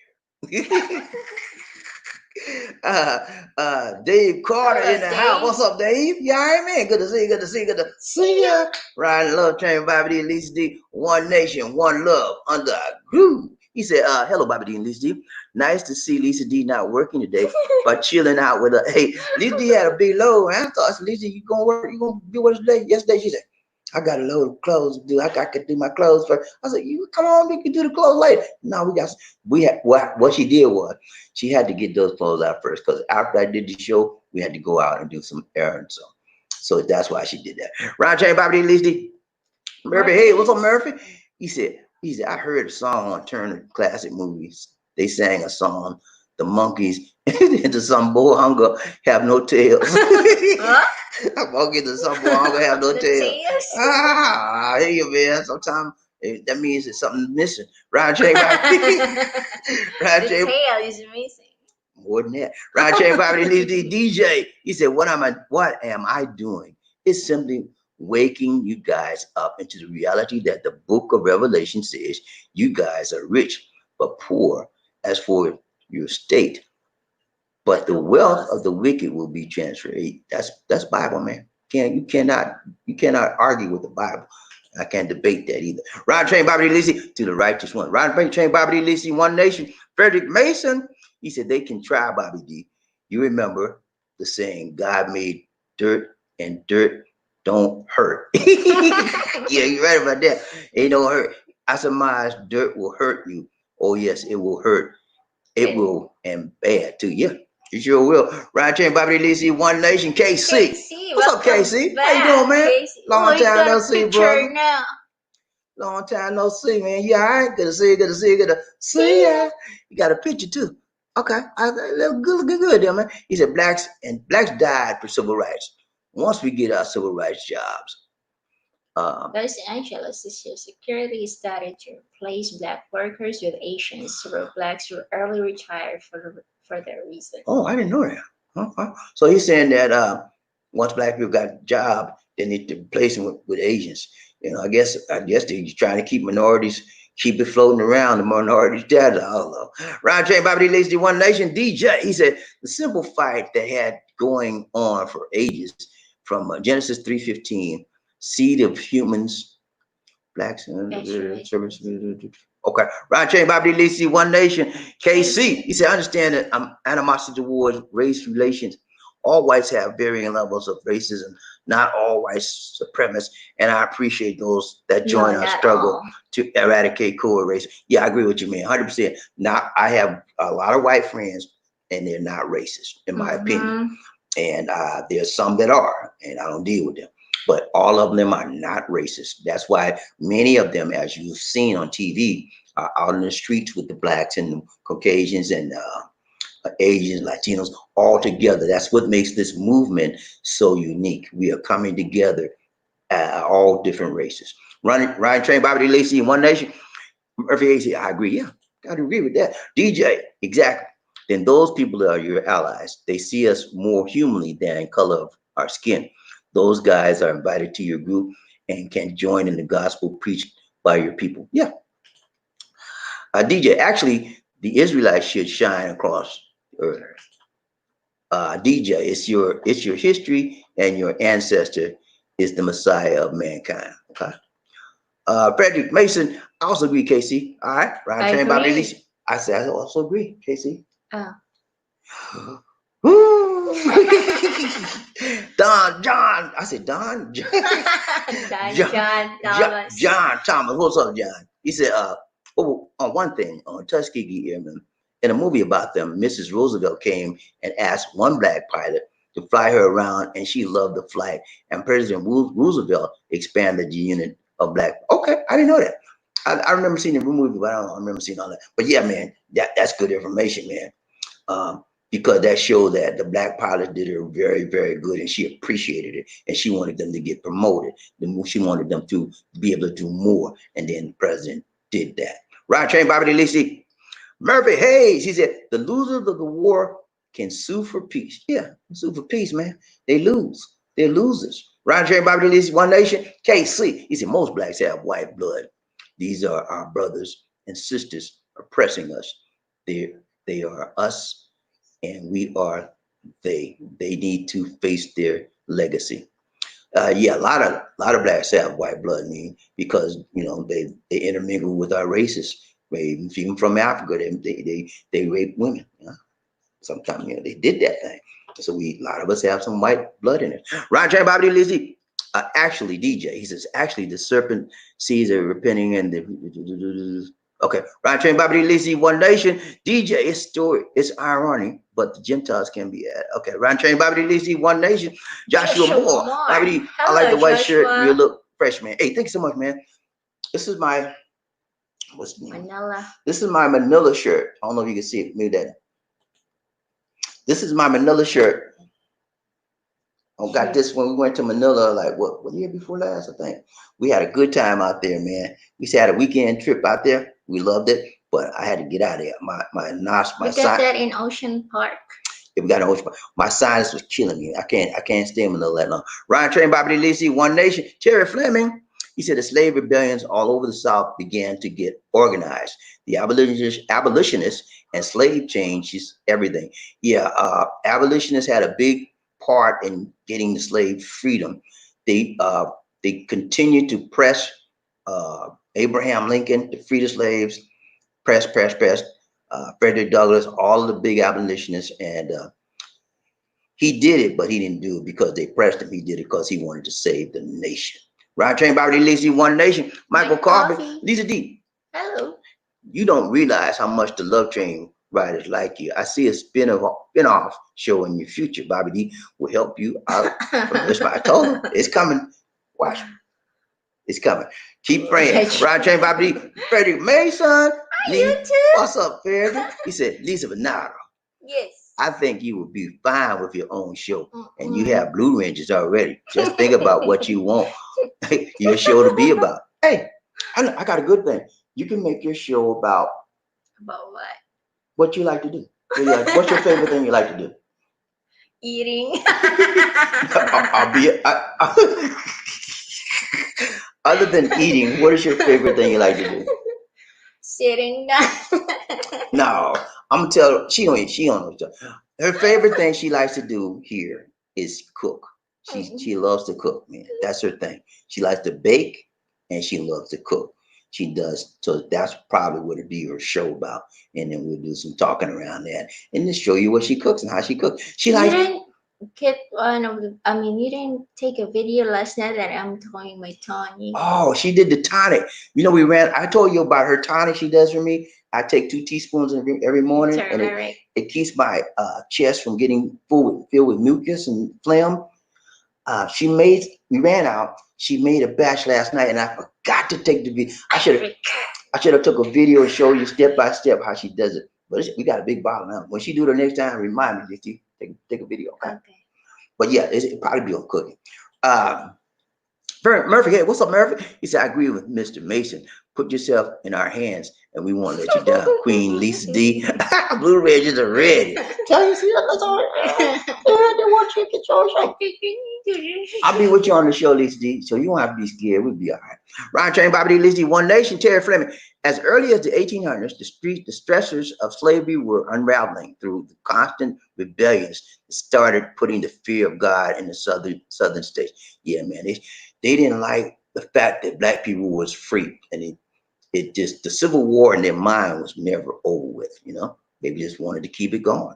And I tell you, General Robert E. Lee, they said General Lee, the Confederate, after this is when they lost the war, right? They went to General Robert Lee. They said, General Lee, here's our flag. What should we do with it, sir?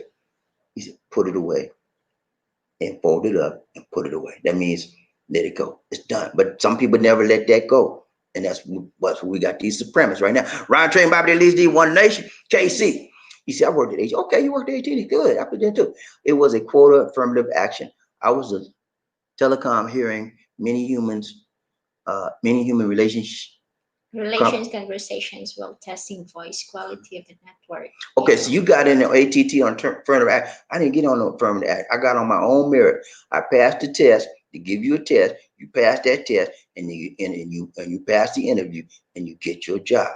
It wasn't no affirmative action with me. But if you got that on affirmative act, That's your experience. Ryan Train Bobby Leads the One Nation. KC. Thank you so much, KC. KC. Yeah, man. Ryan Train strong, long, hard, doing it right, doing it. Trying to get someone to do it. He got to go, man. He got to go. Yeah, I like to go. He said, I'll be Lisa D first rent. You gonna be a red, Lisa D. Oh, You're gonna get a marker rent. You're gonna be a blue rent. He said, if she will have me, good night, y'all. Good night.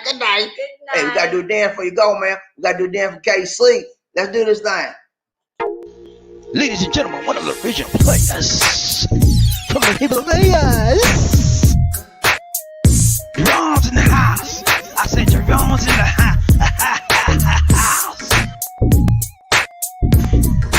Drums in the house. I said drums in the house. Come on, girl, let's do the penguin.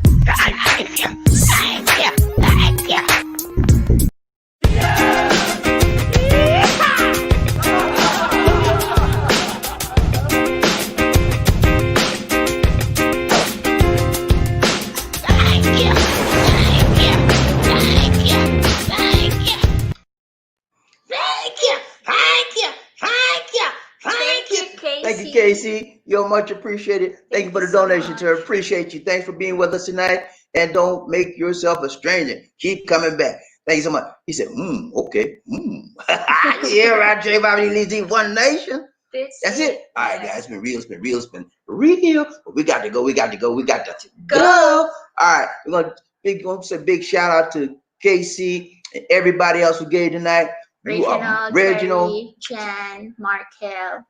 Ooh, you remember, Mom? Yeah. Okay. To all you gave, thank you so much. We appreciate you from the bottom of our hearts, man. We said thank you. You didn't have to do it, but you did. And we said thank you. All right. Thank you for joining us. Remember to like, share, and subscribe. Our Facebook fan page is called The Philippines Connection on Facebook. Like the page. If you are viewing this as a replay, remember to let the ads play if possible, so we get a little bit more change. Okay? All right. And if you wish to donate to us via PayPal, our PayPal donation address is bdix004@gmail.com. You can also reach us at that same address if you want to ask us any information or comments. Okay?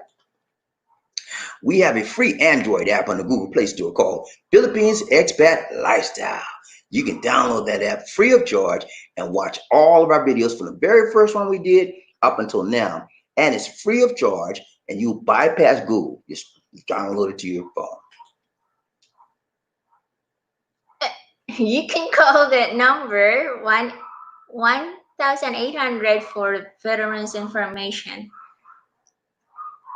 If you have veterans, if you're in need of any kind of veterans concerns or information, you can dial the 800 number, and someone at the VA will be able to assist you. All right, now we got one more comment. Okay. Joshua Moore, what's up, Joshua? Yeah, man. Good to see you. Good to see you. He said, I tried the drink 151 times. It's very strong. I couldn't even drink a shot. I had to stop, but I heard that Tuba is stronger than that.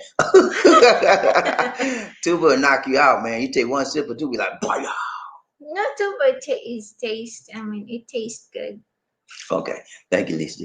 Right there about Lisa, One Nation. Murphy, hey, he said, don't fear to have your own show. It's the Blue Wrench's pleasure to apply wrench troll, but in behalf of the Queen. Hey, man, hey, you gonna watch out for you, Lisa. Ain't gonna let nobody mess with you. Right, train Bobby Lisa, that's it.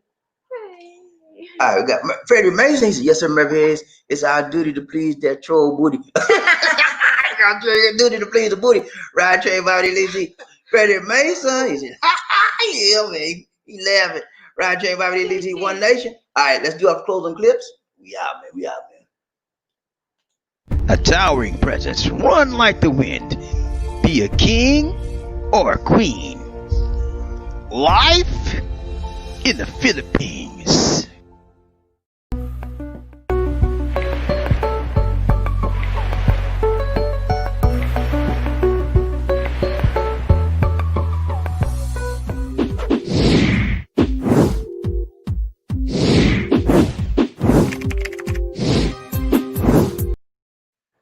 I right, y'all. We were just talking about the show. Lisa, you ain't ready to do. If we, I don't think so. I think so. Right, Trey, Bobby, Okay, Lisa, one I'll think nation about under that. groove. All right, y'all. That's it for now. This is Bobby D And Lisa D, saying take care God bless. and Peace. peace. Take care, Take care, guys. guys. Good Happy night. Father's Day. Happy Father's Day. Happy Juneteenth Day. Happy God bless you all. We love you. We appreciate you.